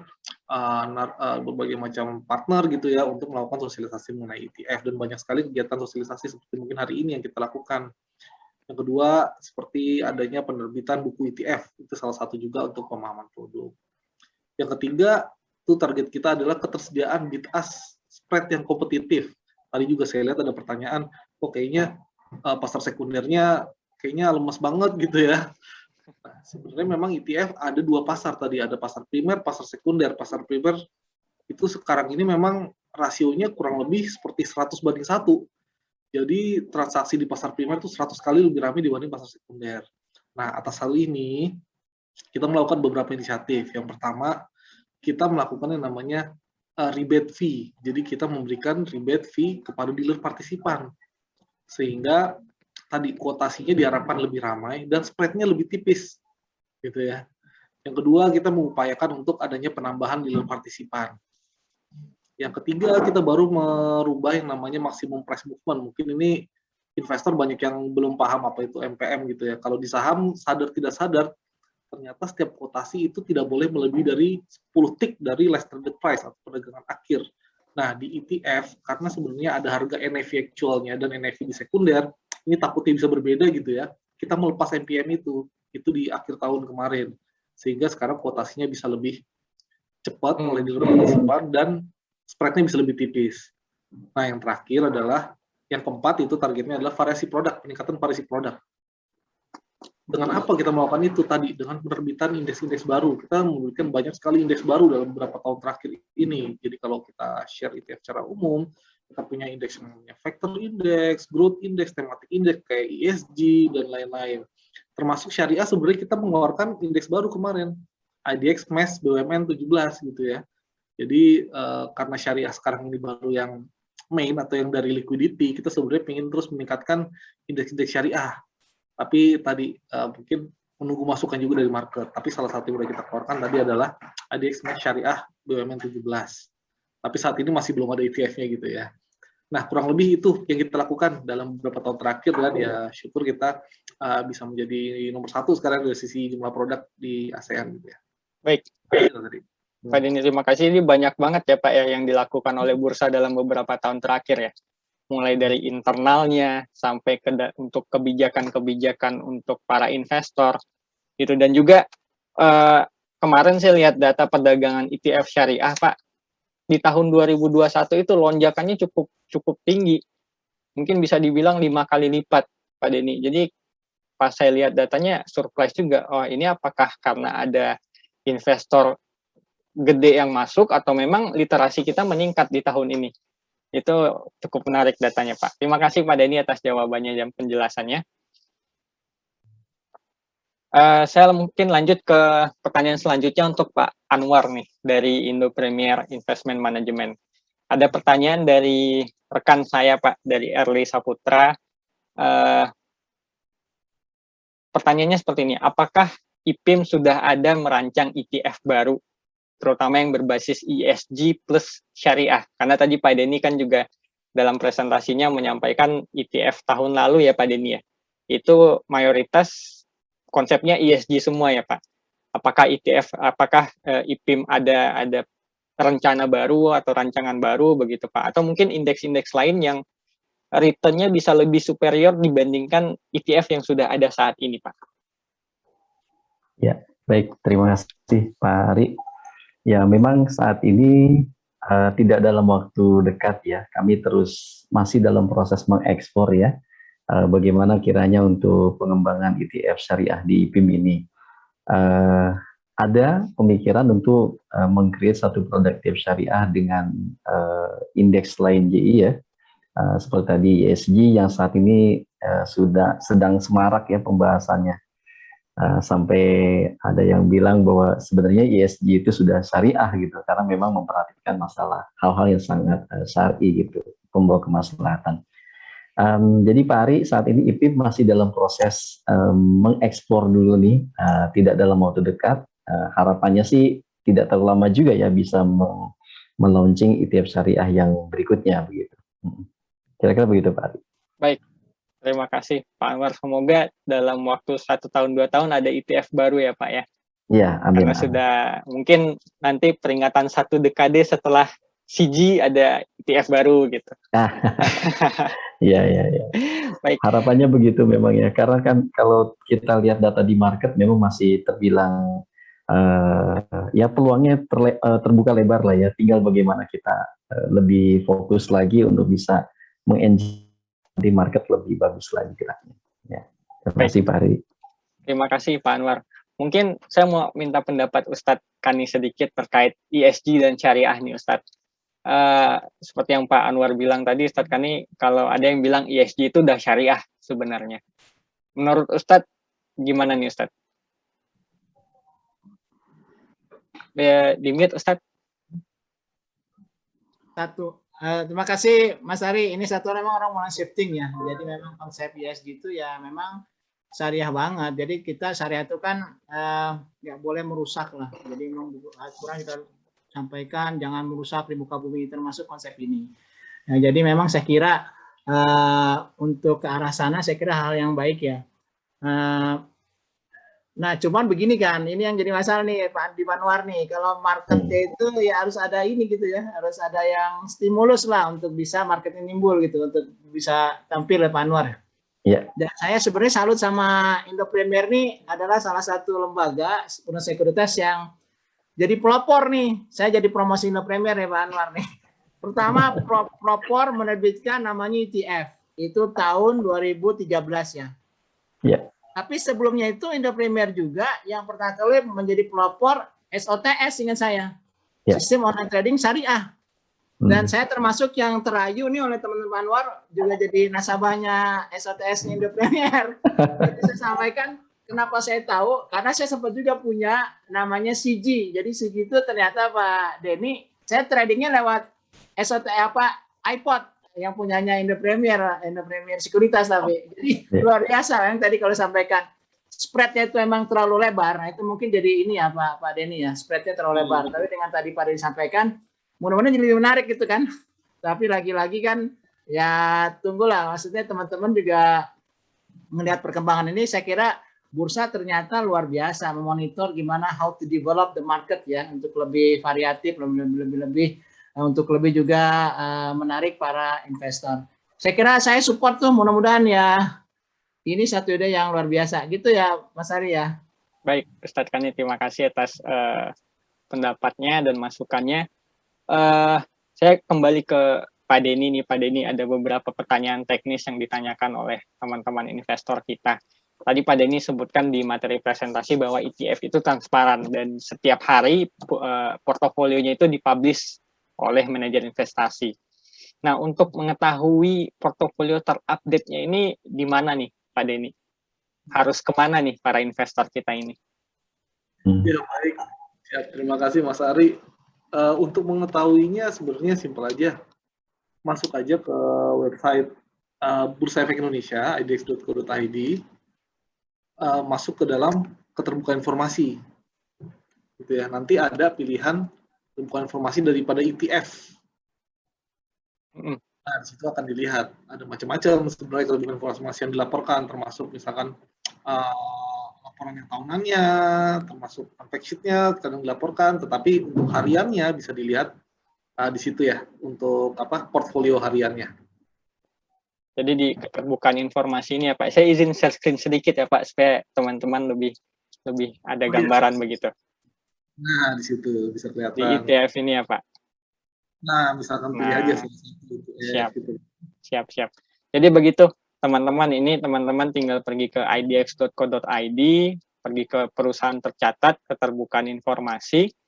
Di sini ada beberapa pilihan nih, mau saham, obligasi, atau ETF. Tinggal pilih kode yang mau. Kalau hari ini kita kedatangan Pak Anwar dari Indo Premier, kita klik CG kalau begitu. Biasa. Kita ada CG, ini ada harian nih, tanggal 8, tanggal 7, 6, 3. Jadi teman-teman udah memang apa yang disampaikan oleh Pak Denny bahwa ini transparan itu real adanya. Jadi bukan sesuatu yang katanya real tapi kok nggak ada, tapi katanya transparan tapi kok nggak ada gitu. Ini buktinya, teman-teman tinggal klik, bisa dilihat nih isi portofolio dari CG. Yang nggak loading nih sepertinya. Nah, kelihatan jelas banget kan tuh. Oh. Lembar, ini udah bukan habis-habisan ini. Dibongkar habis-habisan ya Pak Denny ya. Biar tidak ada dusta Pak Denny. Baik. Tadi itu pertanyaan dari Bapak Asep Basuda, Pak Denny. Ada pertanyaan lanjutan sebenarnya, dan ini mungkin buat orang yang baru mengenal ETF, agak sedikit bertanya-tanya nih, sebenarnya siapa sih yang menentukan harga beli atau jual dari ETF itu Pak? Apakah ditentukan oleh bursa, ataukah ditentukan oleh dealer partisipannya, atau mekanismenya sama kayak saham yang ditentukan oleh pasar begitu Pak?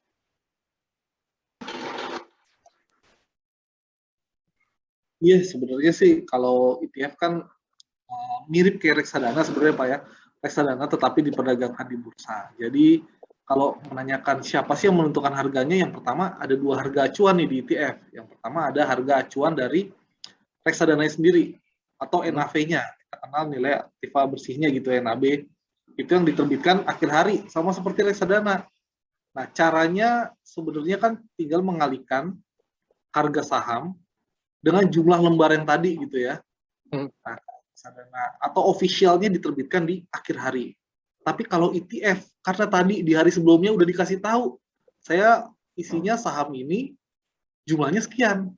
Nah, karena itu beberapa platform ya, seperti dari Indo Premier misalkan, menampilkan yang namanya INAV atau indikasi dari NAB-nya. Nah, itu setiap detik bisa kelihatan tuh harga indikasinya, gitu ya. Jadi tinggal mengalihkan harga saham dengan jumlahnya. Setiap detik bergerak, itu harga indikasi NAB-nya. Tetapi karena ini market driven, nanti akan ada kuotasi jual belinya. Jual belinya kuotasinya gimana? Ya tentunya kalau di pasar primer ada kuotasi dari dealer partisipan gitu ya. Mungkin ada sedikit spread antara jual dan beli. Nah, ini ada dua pasar nih. Kalau di pasar sekunder gimana? Pasar sekunder juga ada kuotasi dari dealer partisipan maupun investor lain yang melakukan jual beli. Karena itu harganya mungkin agak sedikit berbeda antara primer dengan sekunder, dan juga antara bid dan asnya. Tetapi untuk underlying fair value-nya itu diterbitkan dari tadi NAV-nya maupun indikatif NAV-nya yang sebagai acuan seluruh investor dalam melakukan pembelian gitu ya. Ini itu ya. Baik. Ada tambahan. Mungkin Pak Anwar ada tambahan untuk harga? Iya, sedikit saja menambahkan dari yang Pak Denny sampaikan, sesuatu yang menjadi prinsip perbedaannya buat teman-temannya, barangkali ada yang newbie gitu istilahnya ya, ada yang ingin masuk menjadi investor. Kalau reksadana itu tadi Pak Denny sampaikan betul ya, untuk bisa mengetahui harga yang terbentuk itu harus tunggu closing dulu di market ya. Jam 3 misalnya closing, kemudian nanti data itu masuk ke MI ya, berapa subsidi dan sebagainya, biaya-biaya diperhitungkan. Nah, kemudian diperhitungkan oleh MI yang nanti koordinasi dengan bank kesediaan begitu. Nah, ketika semua data sudah lengkap dan seterusnya, maka terbentuklah nilai aktiva bersih untuk satu reksadana. Nah, ini yang kemudian menjadi acuan bagi investor mengetahui berapakah nilai aktiva bersih yang dia peroleh pada saat dia melakukan subs atau redeem sebelum jam 12 tadi ya, sebelum jam 12 lah, biar aman gitu kan. Dia baru tahu sore hari. Tapi kalau umpamanya ETF itu memang agak berbeda ya dengan reksadana pada umumnya. Dia itu real time yang tadi Pak Denny sampaikan betul. Dan memang pihak-pihak yang terlibat dalam pembentukan harga itu diantaranya dealer partisipan yang tadi Pak Denny sampaikan betul sekali. Dan makanya dalam hal ini ETF itu sebetulnya ya ada istilah lain juga nih teman-teman bilang adalah reksadana rasa saham gitu. Karena apa? Transaksinya terjadi di market, terjadi di bursa, dan kemudian harganya bisa kita ketahui pada saat itu juga, jadi real time. Makanya secara umum sebetulnya dari 5 syarat transaksi itu dikatakan sah secara syariah, ya kalau tidak salah Pak kami ya, maka kan kesepakatan harga yang memang harus disepakati oleh pihak-pihak terkait, dan ternyata ETF itu bisa lebih awal gitu ketimbang reksadana pada umumnya karena dia baru di sore hari. Ya, kira-kira itu aja tambahannya. Terima kasih. Baik, terima kasih Pak Anwar atas penjelasannya. Kita masuk ke pertanyaan selanjutnya, ini ke Pak Denny lagi nih kayaknya nih, karena Pak Denny tadi bahas, ada singgung sedikit tentang spread. Jadi kebetulan ada pertanyaan tentang spread dari Bima Bastian. Apa yang membuat suatu ETF itu punya bid ask spread yang gede, Pak? Apa yang mempengaruhi semakin gede spreadnya itu, Pak?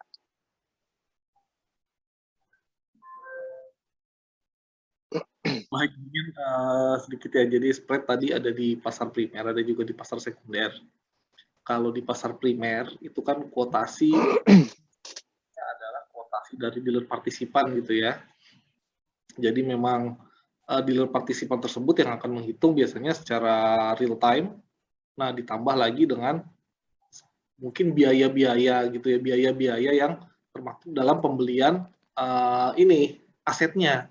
Sebenarnya yang sangat membedakan ETF dengan reksadana ini adalah gini. Ketika kita beli reksadana gitu ya, kita kasih uang ke manajer investasi 500.000. Nah, 500.000 nanti harganya dilihat pakai NAV akhir hari. Oh, harganya tuh sekian. Gitu kan. Nih, kamu saya kasih unit penyertaan. Nah, terus apa yang dilakukan manajer investasi? Manajer investasi akan membelikan saham-saham yang ada dalam komposisi portfolionya mereka masing-masing gitu ya. Biaya maupun pajak-pajak dalam membeli saham tadi itu akan masuk kemana? Akan ditanggung oleh fund. Makanya kalau orang bicara reksadana kadang-kadang yang keluar belakangan itu yang menanggung biaya terbanyak gitu ya. Kalau ETF ini konsepnya beda banget. Dia membuat reksadana ini seolah-olah sangat efisien. Dengan cara apa? Dengan cara gini, saya nggak mau dikasih duit manajer investasinya, kasih saya sahamnya, saya kasih kamu ETF-nya gitu ya. Jadi dengan menukarkan saham dengan ETF gitu kan, tidak ada pajak sama sekali karena ini adalah in-kind creation gitu ya. Nah, tapi kan kalau investor disuruh, nih kalau mau beli ETF saya, beli deh 30 saham ini dengan tadi yang 100 lembar, 2 lembar, 10 lembar, kan nggak mungkin. Mana mungkin investor, wah ini mah nggak efisien Pak, saya disuruh cari 30 sahamnya. Nah, di outsource lah yang namanya pasar perdana ini ke yang namanya dealer partisipan. Jadi dealer partisipan itu di tengah-tengah, dia akan bertindak sebagai menerima uang dari investor dan membelikan saham yang dibutuhkan oleh manajer investasi. Jadi tidak ada pajak yang ditanggung di level manajer investasi, tetapi akan dilemparkan biaya-biaya tersebut ke levelnya dealer partisipan, sehingga dibilang apa, ini ETF lebih fair dari sisi pengenaan biaya.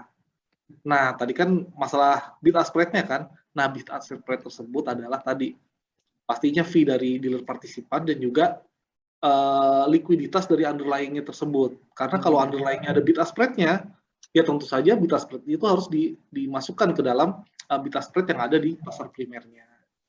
Nah, kalau di pasar sekunder mungkin lebih sedikit berbeda gitu ya dengan di pasar primer ya. Di pasar sekunder itu selain dealer partisipan yang menyediakan kuotasi, ada juga kuotasi dari investor lain. Jadi tergantung supply dan demand kalau di pasar sekunder. Tetapi beauty-nya adalah karena ini adalah produk apa ya, kalau di instrumen keuangan kita bilang open end fund gitu ya, bisa ditransaksikan di primer, bisa ditransaksikan di sekunder, sehingga biasanya harganya agak rapet. Kalau enggak nanti ada yang bisa melakukan arbitrase gitu ya. Misalkan harganya selisih jauh banget nih, ya udah saya beli di pasar sekunder yang pajak, saya jual di pasar primer, saya mendapatkan keuntungan secara cepat dan cuma-cuma gitu ya, tanpa ada risiko yang harus saya tanggung, atau sebaliknya. Karena itu biasanya dealer partisipan manage itu harganya. Jangan sampai arbitrase itu terjadi. Jadi kurang lebih itu. Siap. Menarik Pak Denny, jadi lebih efisien banget dibanding reksadana biasa ya Pak ya. Dan ini mungkin jawaban Pak Denny tadi sekaligus menjawab ada yang bertanya tentang apa perbedaan ETF dengan reksadana indeks, dan ini sekaligus juga menjawab bahwa ETF itu lebih lebih unggul dibanding reksadana biasa dan lebih efisien. Jadi buat teman-teman yang pengen beli reksadana indeks, kalian aja beli ETF-nya. Gitu. Terima kasih Pak Denny atas penjelasannya, sangat-sangat clear. Saya lanjut ke pertanyaan selanjutnya dari ini Ibu atau Bapak ya, Ardi Wahyuni. Ini mungkin saya tujukan ke Pak Anwar kali Pak. Ya. Terkait dengan pembelian ETF Pak, saat ini apakah ETF itu suatu saat nanti atau mungkin saat ini bisa dibeli lewat platform agen penjual reksadana Pak? Atau hanya bisa dilakukan di dealer partisipan dan di pasar sekunder? Itu pertanyaan pertama. Pertanyaan kedua, apakah masih diperlukan analisa teknikal ketika kita ingin membeli suatu ETF Pak? Ya. Nah, seru nih pertanyaannya. Nanti Pak Ustadz Kani bisa jawab dari teknikal selain Pak Denny. Ya, yang pertama kalau mau beli ETF itu apakah bisa dibeli di agen penjual gitu ya. Khususnya yang syariah, saat ini ya kalau boleh cerita sedikit di IPIM itu sedang membangun kerjasama dengan beberapa apert ya, dengan beberapa apert dalam hal penjualan ETF. Jadi harapannya kalau umpamanya simbiosis mutualisme ini sudah terbangun ya antara MI dengan apert-apert yang memang dinilai strategis untuk bisa terus menumbuhkan apakah AUM-nya ataupun unit penyertaannya, ini akan lebih kencang lagi gerak atau tumbuhnya si ETF syariah yang dikelola oleh tim. Jadi dalam proses membangun kerjasama yang mudah-mudahan tak lama lagi akan di-signing untuk MOU-nya ya. Kemudian yang kedua, yang sudah berjalan saat ini, ETF itu bisa dibeli melalui platform-platform yang ada. Kalau di Indo Premier, sekuritasnya itu kan punya iPod ya. Nah, di sana bisa tuh teman-teman bisa buka aplikasi iPod-nya. Kalau umpamanya mau beli atau mau beli gitu ya, maka harus nanti ya buka rekening dulu tentunya di sekuritas agar bisa bertransaksi. Salah satunya adalah ETF syariah di dalamnya. Nah, jadi yang paling sering digunakan saat ini ya karena memang generasi milenial sekarang ini cukup banyak jumlahnya dan juga sangat strategis menjadi potensial investor. Akhirnya memang tidak sedikit mereka yang masuk lewat platform gitu, platform Indo Premier yang disebut IPO tadi. Nah, jadi silakan teman-teman kalau umpama mau masuk ataupun mau beli fund ETF syariahnya IPIM bisa lewat IPOT ya. Nah, nanti kan pilihannya ada dua, mau yang IPOT yang ya istilahnya konven atau yang syariah. Ya nanti dikasih pilihan ya. Kalau umpamanya yang ETF syariah tentunya nanti masuknya lewat menu IPOT syariah. Jadi silakan teman-teman untuk bisa bertransaksi melalui platform IPOT tersebut. Nah, kayak gitu ya. Kemudian yang berikutnya masalah analisis fundamental ya. Nah, kalau secara umum sebetulnya kan ETF ini reksadana yang berasal saham gitu. Jadi karena dia sudah dikelola oleh sebuah lembaga yang profesional yang disebut dengan manajer investasi, misalnya IPIM. Nah, di dalamnya itu kan ada fund manager, kemudian juga ada analisnya juga, dan beberapa perangkat yang lainnya yang kemudian memberikan suatu pelayanan kepada para investor untuk bisa memberikan yang terbaik dalam hal pilihan produk-produk investasinya. Jadi menurut saya inilah kelebihan kemudian ketika teman-teman masuk ke dalam produk reksadana, ya di antaranya reksadana jenis ETF ini yang berbasis indexing ini. Nah itu tidak usah pusing-pusing lagi sebetulnya karena sudah dilakukan proses yang begitu mendalam ya oleh manajer investasi ketika memang ingin memilih produk-produk investasinya. Adapun kalau umpamanya investor ingin mendapatkan informasi lebih daripada itu sebetulnya bisa. Nah misalnya kalau di Indo Premier itu kan ada websitenya ya. Nah ada websitenya, nah di sana disajikan informasi mengenai ulasan pasar ataupun market update yang sedang terjadi saat ini seperti apa, market bergerak ke arah mana dan sebagainya. Nah maka para investor itu bisa mendapatkan informasi seperti itu, khususnya ke sekuritas ya, yang memang dia biasanya sangat mobile gitu untuk bisa memprovide informasi yang bisa membantu para investor dalam hal memutuskan keputusan investasinya. Kira-kira gitu Pak Ali ya. Baik. Untuk analisa teknikal Pak? Untuk apakah analisa teknikal Ustadz Kani atau Pak Anwar, lanjut Pak Anwar. Ya, untuk analisa teknikalnya, nah kalau kadang-kala begini ya, dilihat dari tipikal investornya itu, ini kan maksudnya dilihat dari sisi investornya atau dari MI-nya nih? Kalau dari sisi investor, dari mananya nih Pak Ari ini? Sepertinya ini dari sisi MI-nya Pak. Dari sisi MI-nya? Dari sisi investor. Jadi apakah investor perlu melakukan analisa teknikal sebelum membeli suatu ETF atau bagaimana Pak? Ya bisa aja sebetulnya ya. Kan ada juga orang yang memang mempunyai curiosity yang bagus juga gitu terhadap hal seperti itu. Kalau umpamanya memang dia ingin melengkapi bahan pertimbangan keputusan investasinya dengan melakukan satu analisis teknikal tersendiri, silakan saja. Tapi yang pasti secara proses kalau di sisi MI-nya itu sebetulnya sudah ter-provide ya dengan sebaik mungkin gitu. Barangkali bisa ditambahkan oleh Pak Denny atau Pak Sulkani, silakan. Saya tuh bukan market player lagi nih Pak Denny. Pak Denny mungkin kalau secara fikih sebenarnya analisis fikih itu selalu kalau kita invest di saham ya, saya katakan invest di saham ya, itu selalu fundamental. Jadi kalau misalkan tadi kita ETF begitu transparan, kan dia tahu sahamnya apa aja, sebagai komponen JI, kalau reksadana indeks itu kalau nggak salah minimum 80% konstituennya indeks yang diikutinya, ya indeks yang diikuti ya, reksadana indeks ya. Jadi tentu saja memang fundamental dilihat. Jadi kalau kita merely atau hanya termasuk tenaga saham ya, hanya semata-mata menganalisis lewat teknikal, maka kita bisa masuk pada satu kondisi yang namanya spekulasi, yaitu informasi yang kita terima itu tidak lengkap, sehingga kita memutuskan untuk beli atau belilah khusus ya, itu informasinya tidak mencukupi sehingga kita mengekspos diri kita pada satu risiko. Nah itu menjadi sepertilah namanya spekulasi secara fikih gitu ya. Baik Ustadz, terima kasih.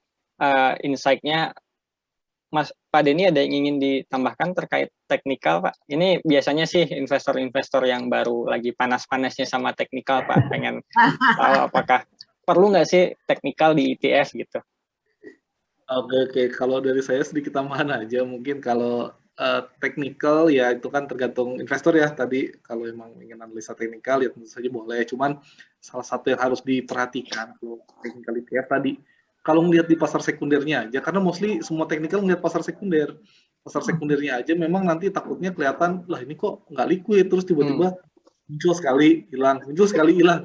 Jadi analisa teknikalnya jadi kurang sesuai lah ya dengan teknikal pada umumnya, karena tadi ada dua pasar, ada pasar primer, ada pasar sekunder. Salah satu yang bisa dijajaki mungkin kalau memang melihatnya dari indeksnya, jadi misalkan indeks acuannya apa, misalkan tadi CG, pakai JII, atau nanti misalkan ada yang indeks 30 atau ke 45, bisa dilihat dari pergerakan indeksnya, karena pergerakan indeks dan volume yang ada di indeks itu mungkin lebih mencerminkan itu ya pergerakan indeks dengan tadi pasar sekunder aja. Mungkin itu aja tambahannya. Baik Pak Denny. Jadi karena ETF-nya itu rata-rata pakai data pasar sekunder, jadi takutnya grafiknya nggak lengkap nih teman-teman investor. Jadi lebih pas ya Pak Denny ya pakai kalau mau analisa teknikal, analisa indeks acuannya, misalkan CG, analisa XIJI. Kalau ETF yang lain, analisa indeks acuannya. Seperti itu. Pak Anwar, ada sedikit pertanyaan dari investor nih Pak. Mana tadi? Dari Bapak Asep Basuda lagi nih Pak. Strategi IPIM dalam 3-5 tahun ke depan, apakah akan meluncurkan ETF baru? Kalau tadi kan bertanya tentang syariah plus ESG. Kalau ini apakah ada syariah yang berbasis BUMN? Karena terutama kan sudah ada indeksnya yang baru di launching ya Pak ya? Iya. Iya. Ini kayaknya panas nih Pak Denny sudah mention juga ya. IDX MES BUMN 17 ya. Jadi 17 April kemarin pas 17 Ramadan tuh ya, saya ingat betul ikut launching indeksnya Pak Denny sebagai salah satu speakernya Pak Denny ya. Ya jadi IPIM karena memang jargon kita ataupun tagline kita ini kan menjadi pionir dari ETF ya di Indonesia. Sebagai pionir ETF di Indonesia ini, kita terus berupaya ya untuk bisa meng-create produk berbasis ETF yang tentunya nanti akan coba menggunakan beberapa indeks yang ada ya. Di antaranya ESG ini sudah menjadi sudah masuk dalam radar kami ya untuk bisa dieksplor lebih jauh dengan harapan bisa memaksimalkan indeks-indeks yang ada. Nah, termasuk indeks yang baru kemarin tuh ya, yang IDX MES BUMN 17, ini kita juga sedang eksplor juga. Jadi memang hal ini menjadi isu sebetulnya di teman-teman yang ada di industri, bagaimana nih untuk bisa provide ETF berbasis syariah lagi. Ada yang tanya juga, kenapa sih kok kayaknya geraknya quote unquote terbang lambat begitu ya. Ya mungkin salah satu hal yang menjadi isu di antara kita itu di marketplace, salah satu adalah ketersediaan indeks yang ada saat ini, sehingga ini menjadi satu obstacle ya bagi beberapa MI untuk bisa meng-create ETF berbasis syariah lebih kencang lagi. Nah tentunya kan kalau umpamanya ke arah situ terus pembicaranya nanti nggak gerak-gerak juga, tapi paling tidak begini aja. Satu hal yang sudah pasti yang bisa dikembangkan kalau menurut kami itu adalah misalnya dengan ketersediaan indeks berbasis ESG itu ya. Nah ini menjadi sesuatu yang menarik tentunya untuk kita bisa kembangkan nanti untuk ETF syariah kita. Jadi kesimpulannya Pak Ari, kita akan fokus dalam waktu ya tidak lama harapannya gitu ya. Mungkin ini agak slow down begitu karena memang marketnya lagi begini, kemudian juga kondisi cukup tidak kondusif. Nah, mudah-mudahan tahun depan sudah mulai normal ya, kita akan bisa lebih kencang lagi geraknya untuk bisa provide ETF syariah. Khususnya ya, dan ETF pada umumnya. Nah, kira-kira gitu Pak Ari. Amin Pak Anwar. Kami dari saya dari Bursa sangat berharap juga Pak menambah ETF syariah di Bursa nih Pak. Karena baru ya, amin. Baru 3 nih Pak Anwar. Jadi semoga supply-nya bisa nambah lagi nih. Semoga makin ramai ETF syariah kita di Bursa Efek Indonesia. Mungkin satu pertanyaan terakhir ini saya ke Pak Denny, karena waktu kita udah jam 11 juga sebenarnya dan pertanyaan masih banyak banget. Apa sih Pak faktor yang mendorong perkembangan transaksi ETF di tahun 2021 ini Pak? Apakah ada faktor-faktor tertentu atau memang sepertinya pasar lagi bergairah aja? Oh baik. Kalau faktor mungkin tadi kita udah cerita ya apa yang kita lakukan terkait mungkin edukasi ya, karena mungkin banyak sekali edukasi yang kita lakukan dengan berbagai pihak, termasuk Indo Premier salah satu yang paling sering kita melakukan edukasi bareng gitu ya, kita bikin. Termasuk kemarin bikin ini Pak di Indo Premier, bikin kayak podcast ETF gitu ya. Investor diharapkan lebih banyak mengenal. Rasanya sih selain daripada yang sudah dijelaskan sebelumnya tadi ya, beberapa pengembangan-pengembangan yang kita harapkan, dan market player juga banyak yang sudah mulai aware dan juga mulai ibaratnya udah mulai menjual juga produk ETF gitu ya. Terlihat tadi dari MI-nya sekarang pemainnya udah banyak, terus DP-nya juga sekarang pemainnya juga udah banyak, terus AB-nya juga sekarang yang fokus ke sini juga udah banyak, mungkin jadi lebih banyak bisa menggerakkan pasar ETF kita. Mungkin itu kali ya Mas Ari, mungkin ada tambahan dari Pak Anwar atau Pak Ustadz Kenny buat Saya cukup Pak.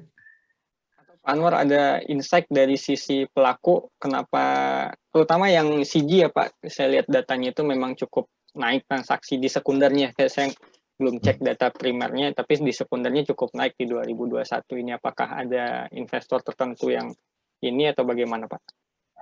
Ya, memang ini kalau saya lihat IPIM yang investment ya, Indo Premier Investment ini cukup diuntungkan dengan punya Bapak Indo Premier Sekuritas gitu ya. Dia punya platform sehingga ini cukup strategis, dan memang upaya-upaya untuk terus melakukan edukasi dan juga literasi ya kepada masyarakat yang merupakan potensial investor sebetulnya untuk market syariah ini terus dilakukan.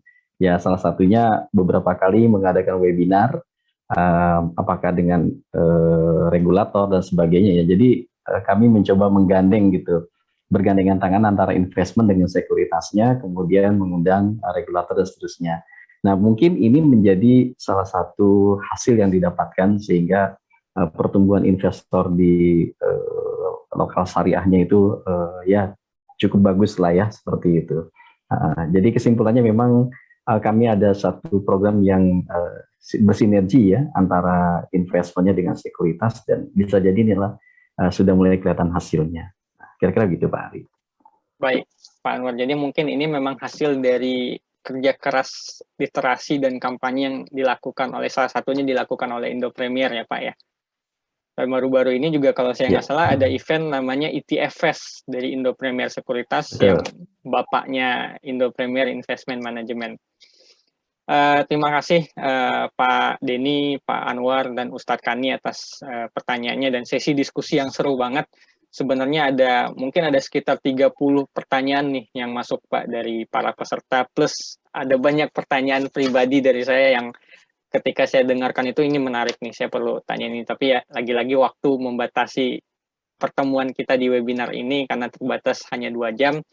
Mungkin di lain kesempatan kita akan bahas lebih dalam lagi tentang ETF syariah, cara pengelolaannya, teknis detailnya seperti apa, mungkin nanti ada data yang bisa kita tunjukkan begitu. Dan ini menarik banget teman-teman. Sebelum saya akhirin webinar kita pada hari ini, Ibu dan Bapak sekalian, saya ingin mengajak Ibu dan Bapak sekalian peserta untuk kita foto bersama dulu. Jadi silakan menghidupkan kameranya. Kita foto bersama dulu, bareng-bareng dengan ada sekitar 70 lebih peserta nih dari tadi, dan ini stagnan Pak dari tadi, dalam arti nggak ada yang keluar nih. Artinya memang pembicaraan kita menarik semua nih. Alhamdulillah. Alhamdulillah Pak Anwar. Baik, sepertinya sudah hidup semua. Kita hitung mundur, 1, 2, 3.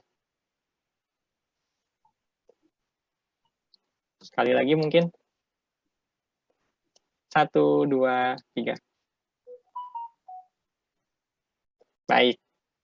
Terima kasih Ibu dan Bapak sekalian. Terima kasih terutama untuk Bapak Ignatius Denny, Bapak Anwar Sahal, Bapak Ustadz Kani Hidayah atas waktunya, atas materinya, atas ilmunya yang telah dibagikan ke kita semua.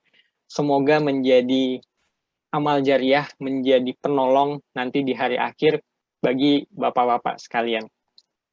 Sebelum saya menutup acara hari ini, saya ingin mengumumkan pemenang kita. Pemenang saldo RDN